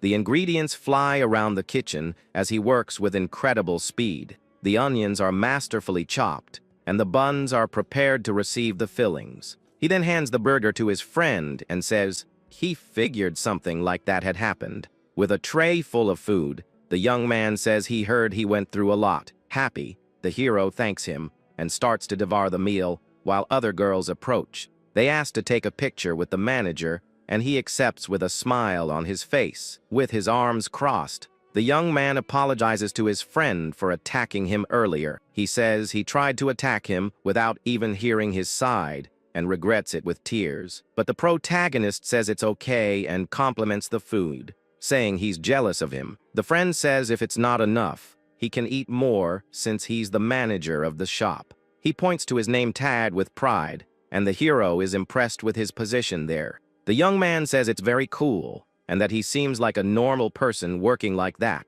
Then his friend offers to get him a job there too, making the young man excited. He even promises a higher salary, and the other friends find him a bit strange for it. But suddenly, the hero raises his hand and interrupts the conversation with a serious expression. He points at his friend and asks why he was working as a broker before. With a furious look, the friend calls him a scumbag and seems ready for a fight, but the protagonist says that if he's a broker, then it's all just an act. His friend scratches his head and explains that he only pretends to be a broker from time to time. He reveals that when he's not working, he poses as a broker to lure in the bad guys. His plan is to attract the mutant kidnappers and take them down to protect others. Surprised, the hero asks if it's true, and his friend confirms it's all a disguise. Relieved, the protagonist says he was worried he had become a broker. He asks if his friend works at the diner and secretly pretends to be a broker on the side. With a smile, the young man gives a thumbs up and says what he does is incredible. The friend gets embarrassed by the compliment, but seems happy to have reconciled with him. The hero's friend offers to help, and the young man is confused by his proposal. He explains that they reunited to get news of their friends, and that he can help with that. Chae-won seems surprised, but the protagonist says that, of course, he needs help. With a smile, the old friend slaps the table and says he accepts the partnership between them. He reveals that he has a broker to take down, and with his friend's ability, it will be easy. The hero gets excited and says that if they catch the right guys, they might find out about the others. His friend extends his fist and says he will be a great help on this dangerous mission. They then do a fist bump, and the young man promises he will look for him if he needs backup. With the plan set, he says the shop is busy, and he needs to get back to work now. Outside, the protagonist thanks his friends for waiting and for the chance to talk. The redhead friend says he's glad his friend isn't a weird guy after all. He still seems suspicious and asks if he's sure that he's really his friend. The girl agrees and says she was shocked to learn he was a people broker, but the hero smiles and says it's okay because he's exactly like he was as a kid. She then asks how his friend will contact him if he doesn't even have a cell phone. The young man pulls a cell phone from his pocket and says he does have one, confusing his friends. The scene changes to a young man running desperately through a dark and very dangerous alley. 3 men chase him and shout for him not to run away and to enter the dead-end alley. With nowhere to go, the young man is cornered by the attackers who slowly approach. He screams for them to stop following him, and a yellow substance begins to come out of his hands. The liquid spreads across the ground, and the pursuers realize it's a mutant ability. They warn that it's oil, and that they need to be careful with that boy's special power. Relieved, the young man realizes he managed to escape and celebrates still being alive. But suddenly, a powerful punch hits him right in the face and throws him hard to the ground. A man in a suit appears and asks where he thinks he's going like that. Terrified, the young man begs not to be taken out and says his heart is nothing special. But the man grabs him by the hair and mocks his pathetic oil spitting ability. Another man says that not every mutant is strong, and that the losers are like normal people. The group's leader smiles and says this makes their job easier, and the money too. He reveals they are being paid 1 billion for that boy, and the young man screams in pure despair. Suddenly, one appears and asks if that's all they're being paid for that mutant. The men are confused and wonder who this guy is who appeared out of nowhere. Before they can react, the young man attacks the leader and takes him down with a quick, precise blow. With his blade, he warns that they should charge more for risking their lives like this. One of the thugs yells that he's a mutant, and they all advance to attack him with their knives. The young man counts that there are about 10 men, and that he needs to finish this quickly. In the blink of an eye, he defeats all the enemies with impressive speed. His skill with the blade is incredible, and he moves like a blur among the opponents. One of the men then pulls out a weapon and shouts for the others to do the same to stop him. With the weapon in hand, the thug prepares to shoot, but the young man doesn't seem intimidated. He approaches and says that their weapons are also made of steel and smiles coldly. With his blade power, he activates his mutant heart and prepares for the attack. In an instant, he grabs the man's weapon with his hand and completely transforms it. The barrel of the weapon is totally altered by the young man's ability, which he masters with his power. The thug is in shock and doesn't understand what's happening to his firearm. Suddenly, several sharp blades emerge from within the weapon and pierce the man's hand. He screams in pain as the blood flows and the blades continue to grow endlessly. The young man then uses the transformed weapon to attack the thug, who is unable to defend himself. With everyone defeated, he warns them not to mess with metals next time. The rescued mutant thanks him for being saved and calls him a hero in that moment. He asks if the young man is also a mutant and smiles, relieved to have been saved. But one tells him to shut up, and the young man is confused by his savior's coldness. On a call, he reports that he has recovered the mutant who had been taken by the bad guys. The person on the other end of the line tells him to take the young man straight to the lab. The young man is terrified to hear the word collab and doesn't understand the situation. Impatiently, one says he's noisy and that he's the broker who is going to sell him. The scene then changes, and we see a woman saying he's on a different level from the others. She says he never fails a job, and that's why he's so reliable to them. In his hideout, the young man makes another call and says he has one more thing to report. With a serious look, he informs them that he has finally found the whereabouts of Kim Jio. On the phone, the woman is surprised to hear the protagonist's name on the call. The hero's friend says she promised a reward if he captured him for her. With a wicked smile, the woman confirms that the offer is still on the table for him.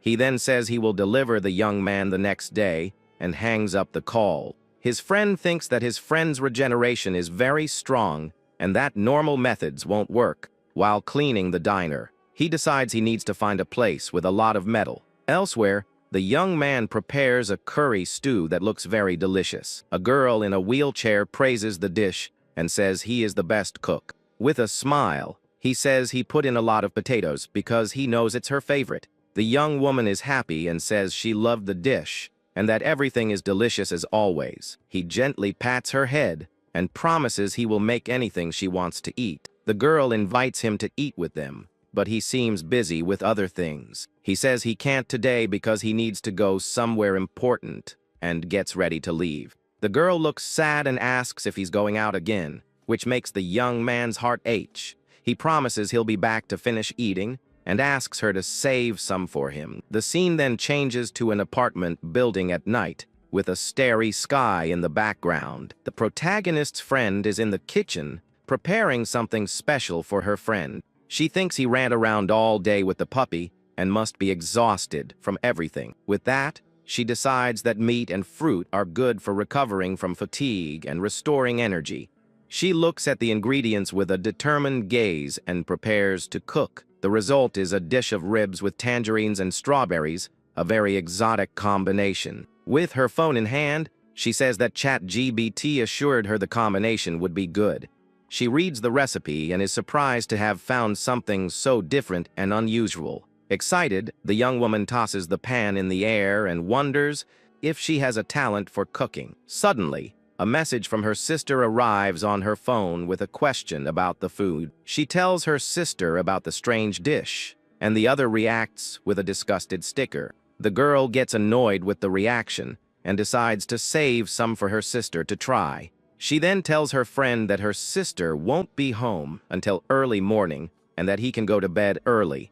But the young man says he's fine and that he's waiting for his friend to call any moment. With a smile, the young woman asks if meeting his friend today was that good for him. With the puppy in his lap, the hero smiles and says he missed his friend a lot.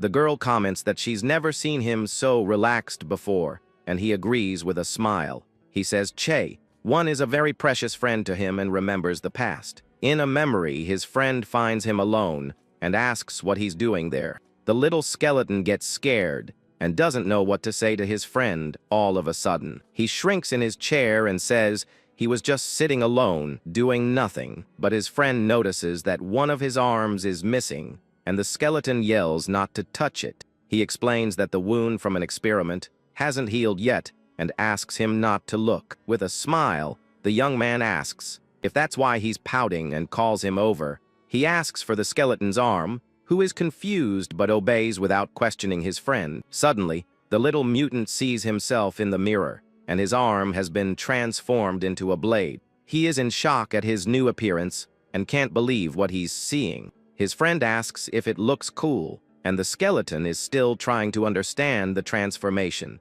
A friend of theirs appears and asks if one was bothering the skeleton again, but he denies it and says he just made him cooler with a sharp sword arm. With a blushing face, the little mutant says he thought the transformation was very cool. The girl is completely confused by the reaction and doesn't understand what's happening. His friend then does a fist bump with the skeleton to celebrate their new friendship. He explains that it's a gesture to prove trust, and the skeleton is amazed. They do the fist bump, and the little mutant feels that they are now real friends. Back in the present, the hero says his friend was very cool and that he followed him everywhere. The girl is shocked and wonders why anyone would want to have a sword for an arm, but she is happy to see her friend, so pleased to have found an old friend again. She calls him to eat, and he says he's fine on his own because he didn't do anything to help.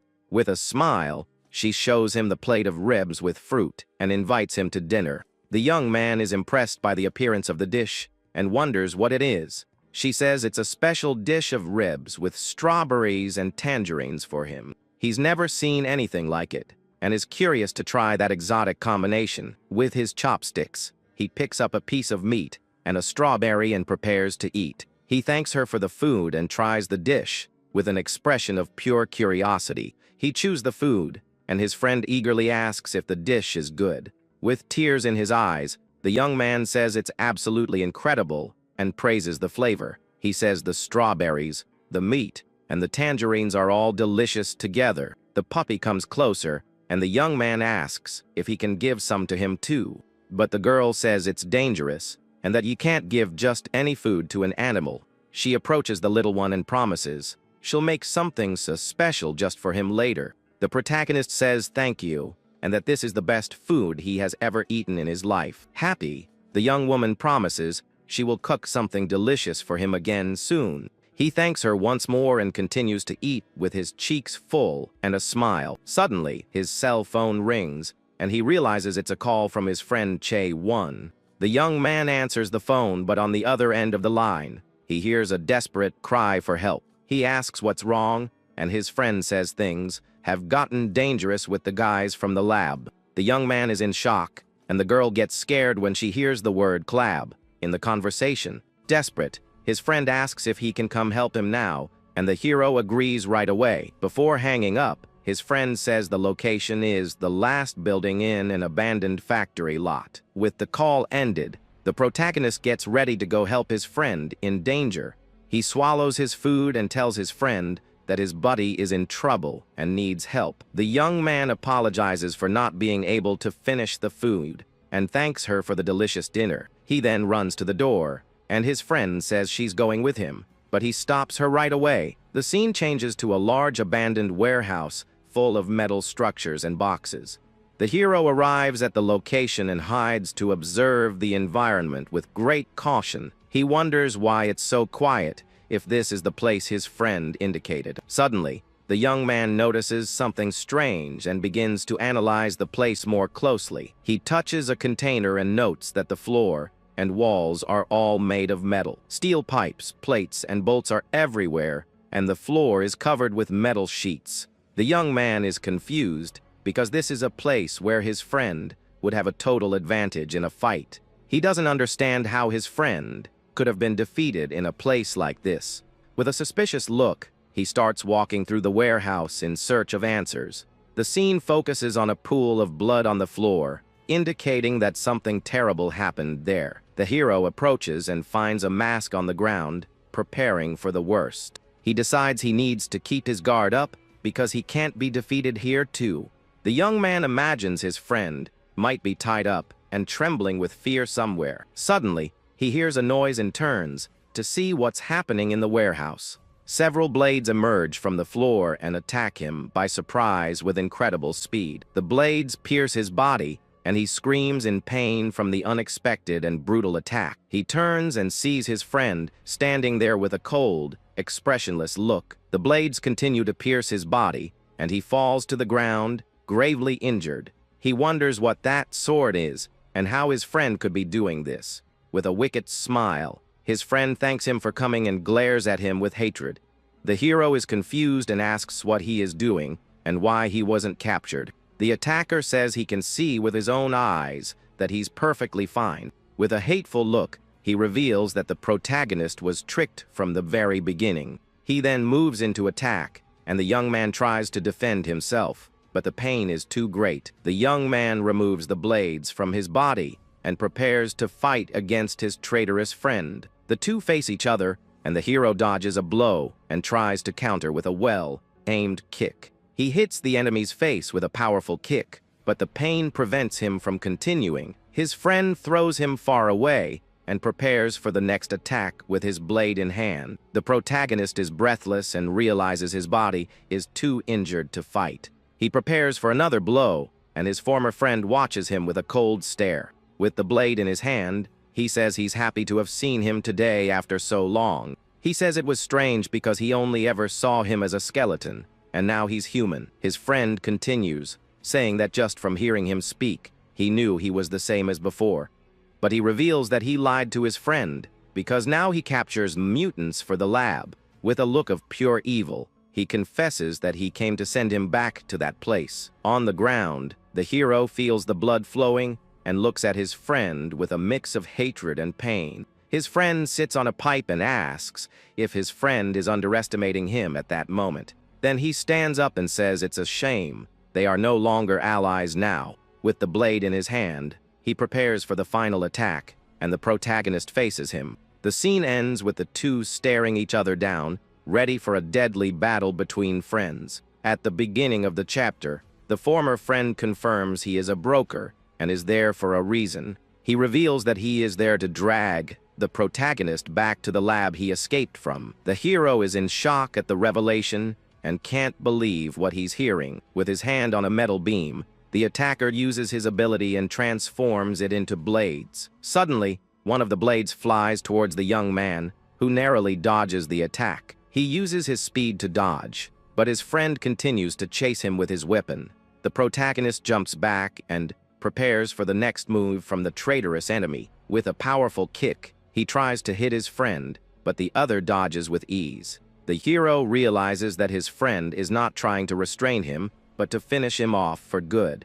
With a hateful look, the young man understands that his former friend's intention is to get rid of him there. He grabs a metal plate and uses it as a shield to protect himself from the enemy's attacks. The attacker strikes him with his blade, and the protagonist wonders if he's really going to turn him in. He shouts for his friend to wake up and says he doesn't know what's happening to him. But his friend glares at him coldly and says there's no need to talk anymore. He just tells the hero to let himself be captured and continues with his attacks. The blade pierces through the metal plate, and the young man is thrown backward by the force of the blow. On the ground, he grits his teeth in pain and hatred for being betrayed in such a way. He yells at his friend and asks if he's gone crazy and if he's still in contact with the lab. With the metal plate in his hands, he gets up and shouts for his friend to snap out of that trance. He calls him an idiot and prepares to fight back with all his strength at that moment. With a furious look, his friend prepares for another attack with his sharp blades. He leaps and attacks the hero with incredible speed, cutting through everything in his path. The protagonist narrowly dodges and realizes he can't get close to the enemy. He tries to find an opening in his friend's defense, but his speed is impressive. With a wicked smile, the attacker says that running is useless and prepares for the final blow. He uses his ability, and several blades emerge from the metal floor to trap the hero. One of the blades pierces the young man's neck, leaving him trapped and unable to move. With a look of despair, he realizes that his friend planned everything from the beginning. The scene focuses on the protagonist's face, who is now cornered and in serious danger. His friend looks at him with a victorious gaze and says he won't escape that trap. The protagonist thinks that his former friend is really going to sell him to the lab. Desperate, the young man screams and asks why he is doing this and if he doesn't care about his suffering. But his former friend coldly replies that he doesn't care and prepares to attack. With a furious look, the hero decides that if this is how it's going to be, then he will fight. At that, he tries to land a kick, but the attacker dodges the blow with great agility. With that, the young man is hit by the enemy's blade, and blood trickles from his mouth. However, the traitor is shocked to see that his attack was stopped by his opponent's hand. Without hesitation, the young man lands a powerful punch right on his former companion's chin. The attacker is completely confused and wonders what just happened there. Down on the ground, he thinks that the blow didn't even hurt and watches the hero prepare for more. With a smile, he reflects that years of torment have given him a high tolerance for pain. He remembers that his skeleton friend's regeneration is on a completely different level. The traitor thinks that his target heals as soon as he's cut and manages to fight back in the same second. So the former friend decides that in that case, he will attack relentlessly to give him no chance to react. He advances and starts cutting the hero multiple times to shred him before he can fight back. His plan is to ensure the young man can't attack while he is regenerating. With a determined look, the attacker continues his rapid and brutal attacks. The protagonist grits his teeth in pain as his body is covered in wounds. The scene shifts to a memory of the hero as a skeleton chained up in a room. Suddenly, the chains holding him are released, and he is free to move. A voice announces the start of the regeneration experiment, and the skeleton braces for the worst. At that moment, a young Che-1 is thrown into the room and calls out the skeleton friend's name. Surprised, the little skeleton recognizes his friend and also calls him by his name. A scientist explains that the experiment will observe the regeneration process of a mutant. With that, he orders Che-1 to use his ability to attack the other mutant in the room. Shocked, the boy wonders if the scientist has gone crazy for giving such an order. He then yells that he won't do it and says he's leaving that horrible place. But suddenly, a collar on his neck electrocutes him as punishment for his disobedience. Seeing his friend suffer, the skeleton yells for him not to hesitate and just do as he was told. The young mutant then calls him an idiot and asks how he could hurt a friend. The little skeleton shouts at his friend and says the attack won't even really hurt. But his friend says he'd rather perish and refuses to hurt his companion that way. At that, the protagonist calls him weak and tells him to stop acting tough and obey. The young mutant is completely shocked and confused by his skeleton friend's words. Then, the skeleton explains that his power is weak compared to what he has already suffered. The young man is in shock and repeats the word, weak, unable to believe what he just heard. The protagonist confirms and tells him not to waste time because he regenerates quickly. With a furious look, his friend summons his blade and says he will show him just how weak he is. The two glare at each other with hatred, and the little skeleton realizes he has really angered his friend. Without hesitation, his friend attacks the skeleton with a precise and very powerful blow. The protagonist wonders if perhaps he went too far and angered his friend too much. Angrily, the young man attacks him several times and asks if he's feeling pain now. Even while being cut, the skeleton shouts that he feels no pain, and his friend continues the attack. He keeps attacking his friend relentlessly with his sharp and hate-filled blade. Lying on the floor in a pool of blood, the experiment is finally declared complete. Panting, the young man stares at his fallen friend, his body covered in blood. On the floor, the skeleton screams that it hurts a lot, and that he's in a lot of pain now. But suddenly, he realizes it doesn't hurt as much as he imagined and is confused. At that, his friend tells him not to move and to pretend, as the scientists won't notice. The skeleton is shocked and asks what he did,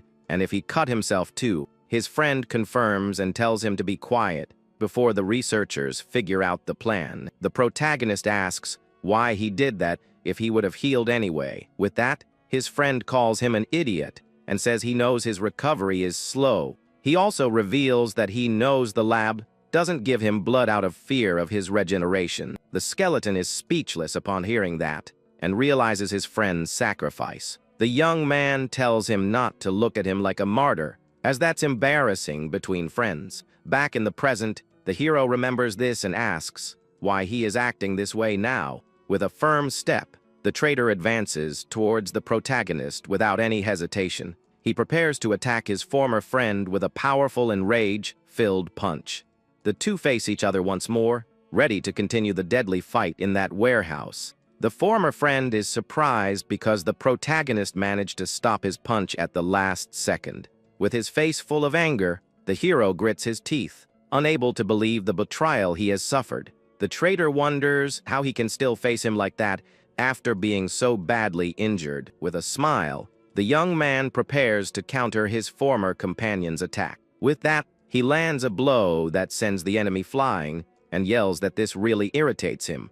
Placing his hand on the floor, the hero tries to get up to continue fighting his friend. Then he yells that he's not going to fight and tells his former friend to leave that place. But the attacker calls him a joke for still resisting even after all the injuries.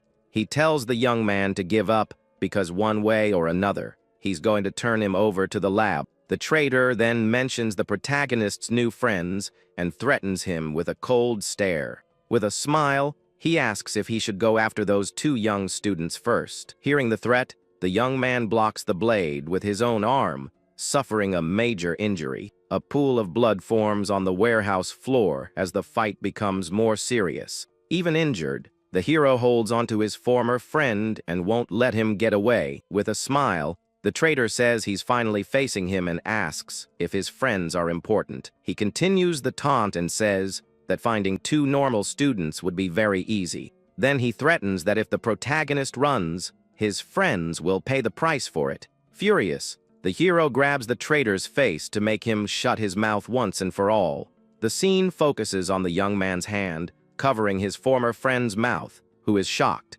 With a deadly look, the protagonist warns the traitor not to cross the line with him. He yells that Haiji and Tegu are his friends too, and that he won't let anything happen to them. The young man says he wanted to hear his friends' reasons, because they were friends in the past. We then see his mutant heart glowing with immense and rage-filled power. With hatred, he says he no longer cares about the reasons, and that he will finish the traitor now. The traitor gets angry and realizes the protagonist is absorbing his blood through his mouth. The veins in the young man's arm glow as he continues to drain the enemy's energy. We see the blood being absorbed and transformed into power within the hero's body. With that, his arm that had been injured begins to completely regenerate. In a few seconds, the limb is as good as new, and he prepares to attack. The former friend is in shock to see that his opponent's arm healed so quickly. With his recovered arm, the hero lands a powerful punch to the traitor's face.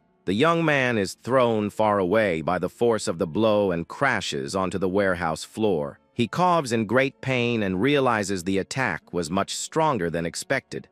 The traitor notes that he has 3 broken ribs and that his iron body didn't protect him. He then realizes that if he gets hit like that again, the blow could be fatal. But with no time to react, the protagonist lands another punch with all his might. With that, the attacker is knocked to the ground once more, completely defeated by the hero. Lying among the debris, he thinks that his opponent is too fast for him to keep up. The young man can't even react, and the hero approaches for the final blow. in the blink of an eye, the young man lands another powerful punch to the enemy's face. The traitor is sent flying and seems to have no more chances of winning the fight. On the ground, he wonders where on earth all that strength from his former friend is coming from. The attacker then reflects on whether the young man got so strong just by absorbing a little blood. To buy time, he decides to use his power to create several blades on the warehouse floor. But the hero dodges all the blades with impressive speed and agility. The traitor is shocked and wonders if the young man is predicting where the blades will appear. Then he realizes that the hero is seeing the blades and dodging them with his own eyes. The young man wonders how his reaction speed is so insane and where this power comes from. He then realizes that his friend's ability is not just regeneration as he had thought. The traitor understands that compared to when he was a skeleton, his strength and reflexes are on another level. With a look of despair, he realizes that if this continues, he will end up losing the fight. So, surrounded by debris, the young man says he didn't want to have to use that special power. With that, he absorbs all the iron particles in the area, even though it hurts him greatly. In return, his sword heart reacts violently and transforms for the final battle. With his power at its maximum, the traitor's HUD transforms into spikes, and he prepares to attack. Hundreds of sharp blades explode from his body in every possible direction. He yells at the protagonist and says that no matter how much he regenerates, he will never get past. The hero faces the scene, but doesn't seem the least bit intimidated by the enemy's new form. With a look of contempt, he asks, "So what?" and prepares to attack anyway. The young man shouts that it doesn't matter how many blades the traitor has and charges forward without fear. Then he lands a powerful punch that breaks through his former friend's defensive spikes. With that, the attacker spits up blood and is completely in shock at the force of the blow. The hero says that this kind of thing doesn't hurt at all and that he can take it. His mutant heart glows, and he explains that he can endure having his flesh torn by blades. The scene focuses on his eye, and he reveals what really hurts him. With that, he attacks the enemy with a series of powerful and very fast punches. The traitor is thrown against a glass wall, which shatters from the impact of the blow. We see the two reflected in the glass shards as the attacker continues to take a beating. The protagonist shouts that being betrayed by a friend is what hurts his heart the most. With a final punch, he hits his former friend's face, who can no longer defend himself. Then the young man explains that this is the greatest pain of all and throws the traitor to the ground. The attacker falls in the middle of the warehouse, creating a shockwave from the force of the impact. Standing, the hero says that betrayal hurts much more than any of his blades. He reveals that a friend of 10 years trying to send him back to the lab, and continues, saying that it hurts his heart more than any physical injury. With the enemy defeated on the ground, he asks why he did all of that to him. The young man says he still doesn't understand and wants to know what the lab promised in return. With a clenched fist, he reminds the traitor that that place is horrible, and he knows it. Lying on the ground, the former friend says it makes no difference what he says now. He then confirms that he follows the lab and was indeed going to sell him to them. With a sad look, the protagonist realizes they can no longer go back to being friends. He grits his teeth in frustration and cannot accept his former friend's answer. With that, the hero lands another punch to the traitor's face, who doesn't react to the attack. Then the young man shouts and asks what he is talking about and continues to hit the enemy. The hero shouts for the traitor not to decide things on his own and continues to attack him. He yells for his former friend not to run away, saying that everything ended that way. At that, the young man demands to know what the lab offered in exchange for his capture. He continues shouting for the enemy to say something, even if it's a lame excuse. With his face close, he begs the traitor to speak if they were ever truly friends. The former friend then finally answers with a was, and seems to reflect on the past. Hearing the word friend, the hero remembers the times they spent together in the lab. In a memory, we see the young mutants having fun and playing like children. They even fought and seemed to have a very strong and sincere friendship. All the friends would gather and have fun together, despite the suffering of that place. The traitor remembers how much fun they had in the few moments of peace they had. But But back in the present, he says he has nothing to say, and the protagonist is shocked. Suddenly, several armed soldiers descend from the ceiling and surround the two in the warehouse. The young man looks up, completely surprised, as he wasn't expecting that ambush. He notices that there are many men and that they are all heavily armed, ready to shoot, with his arm raised. He wonders who these guys are that appeared out of nowhere. The young man becomes tense and realizes the situation has suddenly become much more dangerous. The soldiers then get ready and aim their weapons at the two mutants on the ground. In a few seconds, they are completely surrounded by an army of armed men.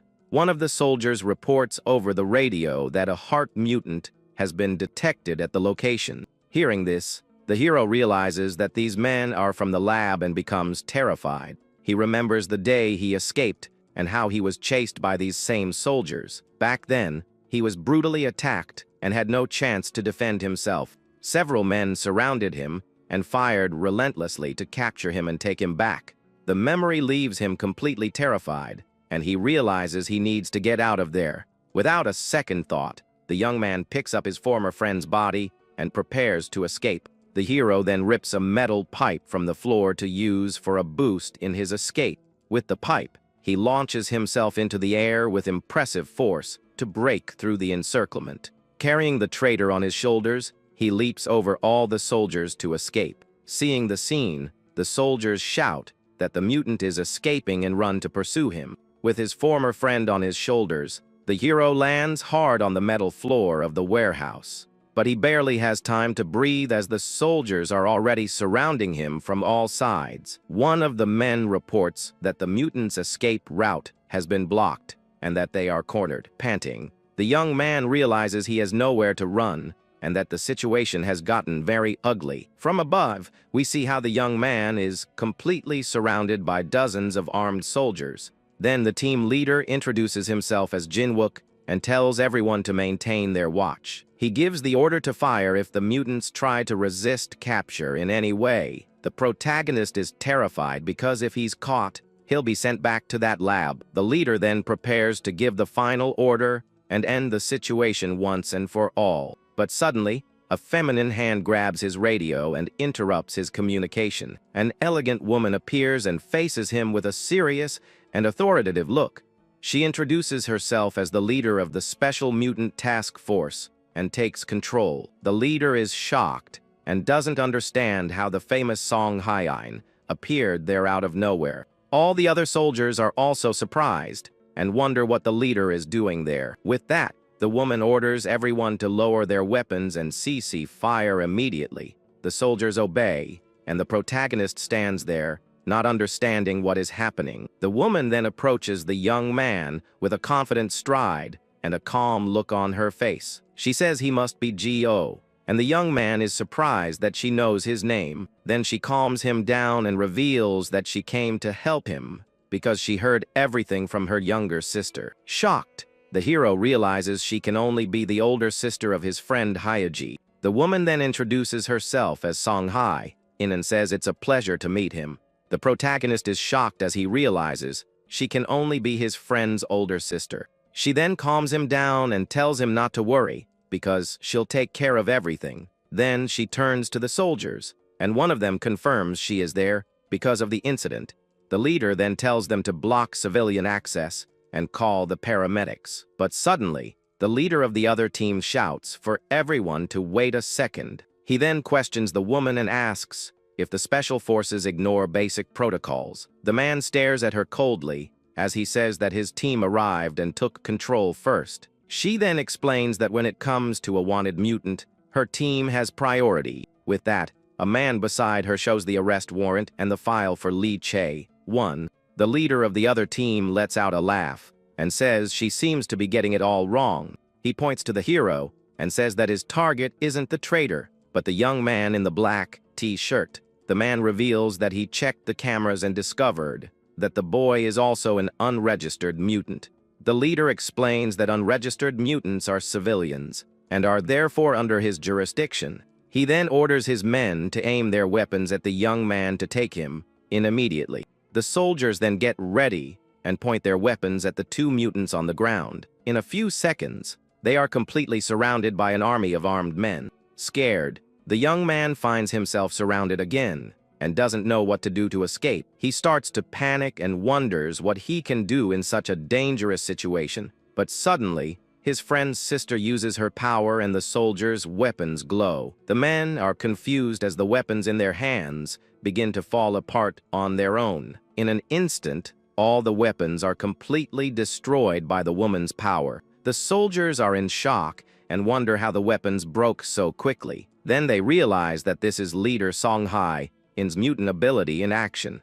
The woman then says that they still don't seem to have understood the situation correctly. Furious, the leader shouts and asks why she used her power against allies. Unfazed, the young woman lifts him into the air with her power and stares at him with a serious look. She suspends him in the air and silences him so he can no longer interfere with her plans. With a cold look, she holds him in the air while he struggles, unable to do anything. She then explains that this incident is a special investigation into the Hermes laboratory. The leader is shocked to hear the lab's name and realizes the seriousness of the situation. The woman then tells him to look around and shows him that he no longer has any power here. She points to the destroyed warehouse and says that is the result of their battle. The leader then realizes that if those two are so powerful, they are high-risk mutants. He understands that they are the test subjects the Hermes laboratory was researching. Scared, the man says that if they get involved, their lives will be in danger.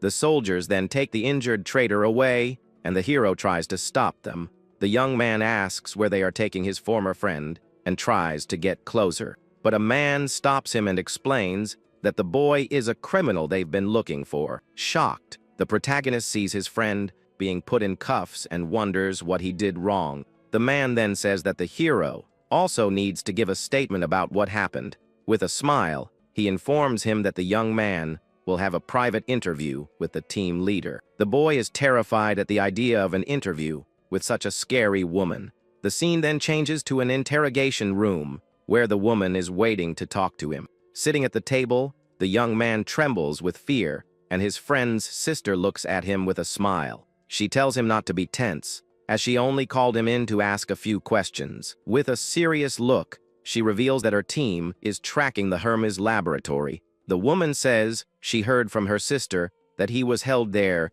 and managed to escape 3 years ago. She then shows a file with the data on all of the young man's friends from the lab. The hero is in shock at the news and can't believe what he just heard. The leader explains that it's very likely the lab let them escape on purpose. She says that after recapturing them, they used their weaknesses to force their submission. The young man wonders if that's why his friend turned on him and if he was forced into it. Sitting in a cell, the former friend remains silent and refuses to cooperate. Suddenly, a man announces that a witness has arrived for the questioning.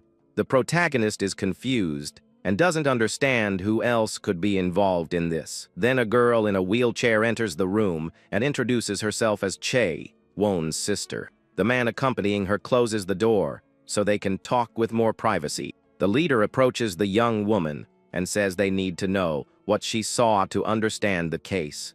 The girl seems very scared and nervous about the whole situation inside the room. With tears in her eyes, she says this is all her fault and that her brother isn't like that. She reveals that her brother changed completely because of her and her condition. Terrified, the girl says that if she talks, she might end up losing her brother forever. But the leader warns her that if she doesn't say anything, her brother will take the blame for everything alone. With her face full of tears, the young woman agrees to tell everything she knows about the case. She says she can't let her brother carry this whole burden alone and decides to speak up. The girl begins to tell them that it all started 3 years ago when her brother came back home. She explains that as soon as he escaped from the lab, he ran to see his family again. But when he arrived, he found the house in ruins and his sister alone in a wheelchair. The young woman reveals that their parents had already passed away and she was alone and sick. In shock, the young man calls out to his sister and can't believe what's happening. Heartbroken, he hugs her and promises that he'll protect her from now on. The girl says that her brother worked day and night to take care of her and pay the bills. But since he had no documents, he always earned little, and they could barely get by. And all the money he earned went to her expensive medical treatments. Then one day, the men from the lab broke into the house and captured him again. They easily overpowered him and restrained him to take him back to that place. Desperate, the sister screamed and tried to stop them, but was held back by the soldiers there.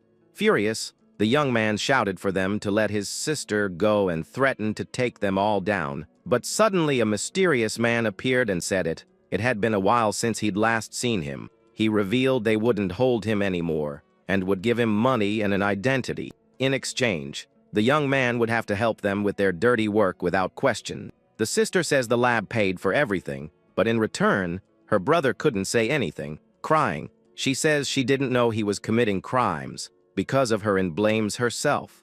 In the interrogation room, the protagonist listens to the whole story and remains silent. He understands that his friend did all of that to get medicine for his sick sister. With the testimony concluded, the girl is taken away and the man helps her with the chair. The leader then says that despite the noble motive, the fact that he tried to turn him in doesn't change. She warns that if his plan had worked, the hero would be back at the lab. With a serious look, the young man agrees, and the woman says his friend will be held accountable for his actions. She then offers him the chance to talk to his friend one last time before everything. The protagonist remains silent, seeming to think about whether or not to accept this offer. With a downcast look, the hero accepts and asks to make the call to his former friend. At that, the young man picks up the phone and waits in silence for the other to answer the call. On the other end of the line, the former friend says he knows he's listening because he picked up. The protagonist then confirms this, says he heard the whole story about what happened. He explains that he heard about his sister and the reason why he tried to sell him out. With a pained look, the young man asks why his former friend didn't say anything sooner. On the other end, the ex-companion just sighs, not knowing what to say to him. The silence continues, and the hero waits for some kind of answer from the other side. The protagonist asks him to say something and questions why he did it. Full of anger, the young man yells into the phone and calls his former friend a backstabber. He slams the phone hard on the table and demands that the other give some kind of excuse. The young man screams that his friend tried to sell him out and send him back to that lab. The hero accuses him of being scum for doing something so horrible to a friend. With that, he tells his friend to reflect and accept his consequences with his head held high. On the other end of the line, the ex-companion just listens to everything with a very serious look. He then finally agrees and says that maybe this is the right thing to do. On the other end of the line, the former companion hangs up the phone without saying anything else. But the hero says the authorities will take care of his sister and that she didn't do anything wrong. He keeps talking and says his friend is scum, but his sister did nothing. He tells his ex-friend to just serve his time and get out of there soon. With that, he asks his friend to make him another hamburger because it was delicious. The former friend hangs up the phone with a look of pure gratitude for his words. In a memory, we see the little skeleton playfully punching his friend. His friend puffs out his cheeks and looks mad about his friend's joke. Back in the present, he thanks his friend and seems to have found a little peace. The protagonist hangs up the phone, and the conversation finally comes to an end. The team leader asks if that was enough for him and looks at him with a serious expression. The young man explains that he thought his other friends had also escaped from the lab. The woman asks if that was enough and comments that he's more generous than she imagined. But the hero explains that he thought his other friends had also escaped from the lab. He realizes he was mistaken and that everyone is still trapped in that horrible place. With a determined look, he says he wants to save his friends and asks for her help. The woman smiles and seems interested in the young mutant's proposal. She then picks up her cell phone from the table, as if she were already expecting this. The woman says she would accept the help, but asks if he's sure about what he's doing. The hero states that he's no longer a weak skeleton and shows off his strong, muscular arm. With fire in his eyes, he vows to save his friends and destroy the lab once and for all. The scene changes to an apartment building at night, and it seems they've gone home. The team leader runs inside, shouting her sister's name while the hero follows her. With that, the woman hugs her sister tightly, saying she missed her. The girl yells for her sister to stop because she's squeezing too tight and can't breathe. The boy watches the scene and realizes that his friend's sister is a completely different person at home. He thought she was the scary type, but it seems he was very mistaken. However, he realizes she's the sweetest person in the world with her little sister. The girl then asks the protagonist if he's okay, as she heard about the commotion. The young man gets a little embarrassed by the question and doesn't quite know what to answer. He then says everything is fine, and that her sister took care of the whole situation.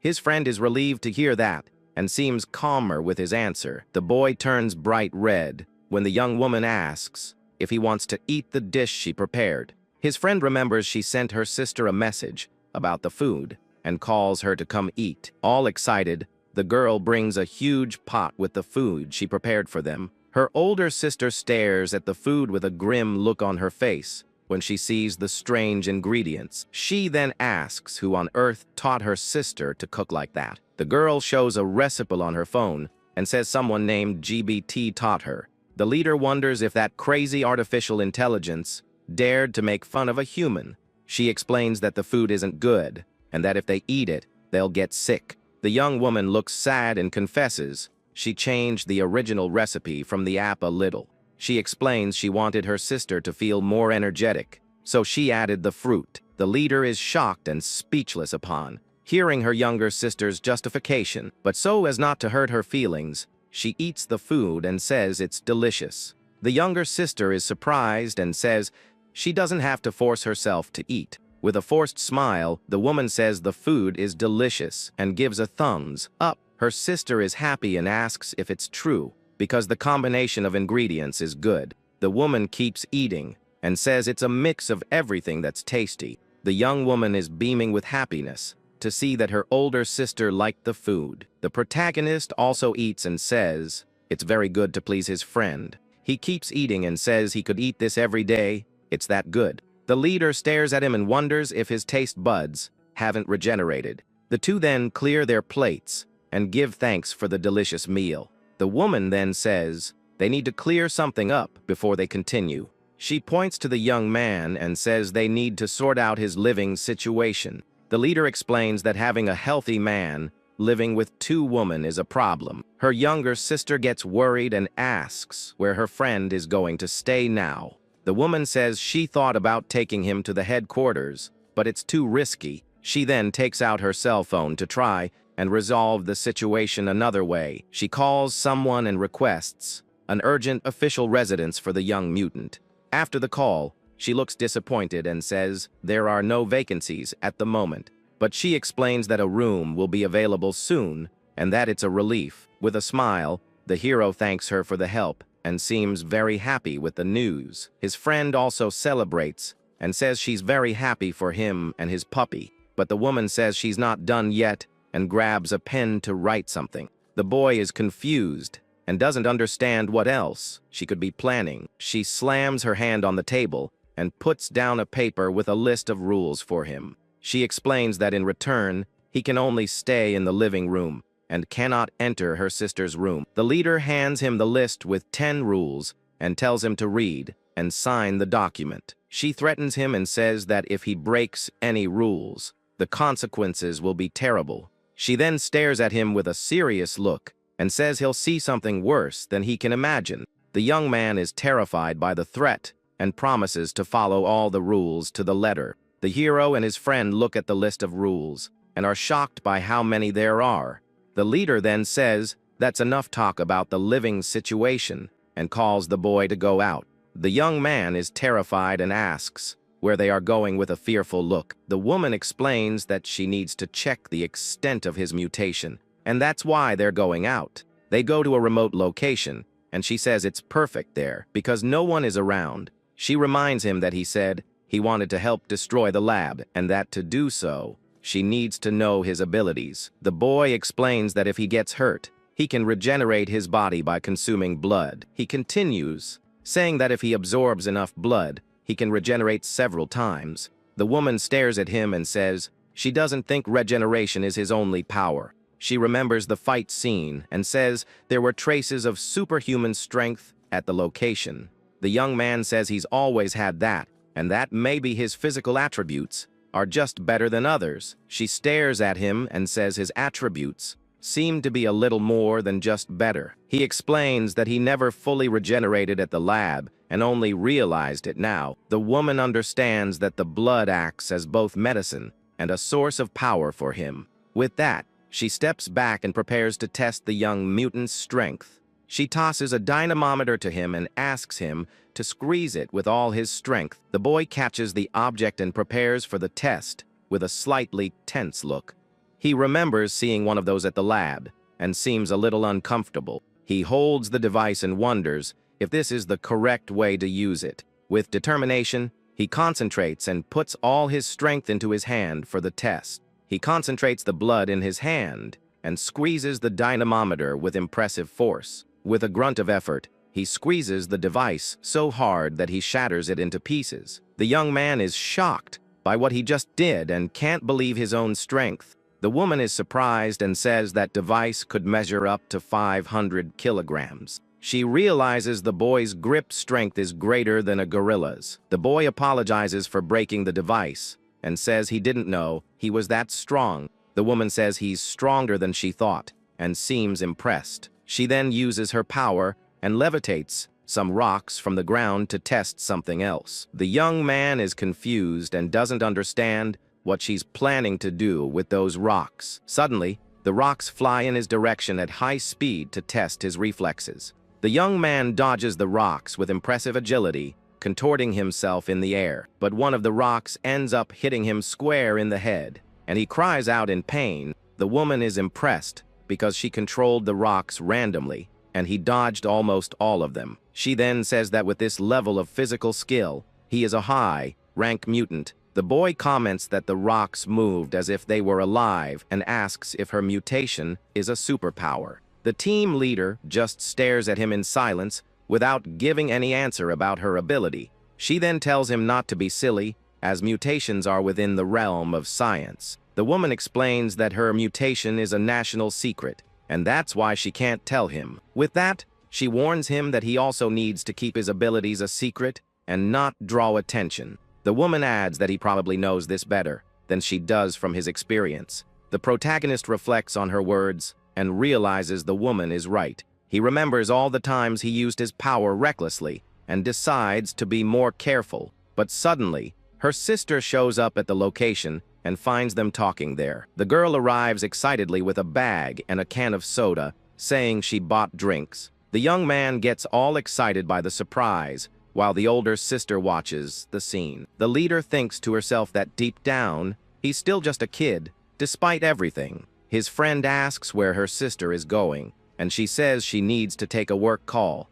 The boy starts drinking the soda while his friend watches him with a smile on her face. He exclaims that the soda is delicious and seems to have never tasted anything so good. The young man describes the sensation, saying it's sweet, and it feels like his brain is lighting up.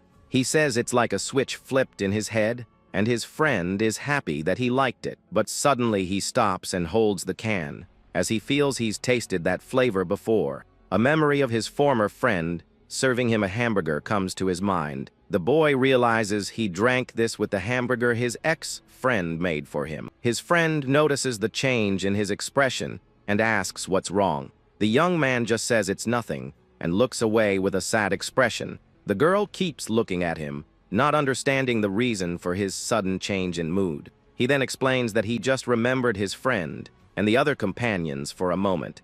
The two of them sit on a bench, and the boy says they were all very close. His friend says that he really thinks a lot about his friends and that she can see how much he values them. He explains that to him, his friends were like family, and remembering the lab is a nightmare. The boy recalls the horrible moments he went through in that place, suffering from the experiments. But he remembers that the moments with his friends made him forget all the pain he felt. The young man says they were the only ones who kept him going in that dreadful place. He wanted everyone to escape together, but Layman's being the only one who managed to get out. With a somber look, He says his friends are still trapped in the clutches of that lab. Clenching his fists, the protagonist states with determination that he will save them all.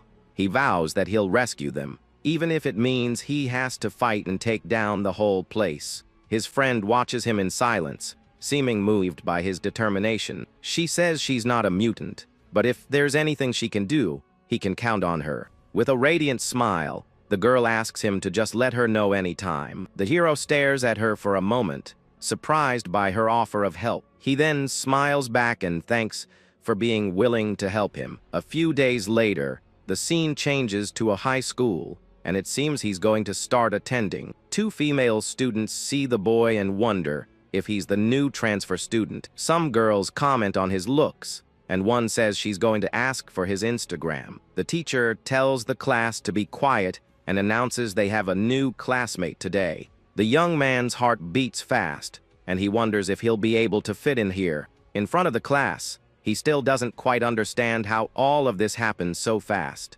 Very nervous, he tries to introduce himself to his new classmates. He introduces himself as Kim Jio and remembers the leader said he would find his friend here.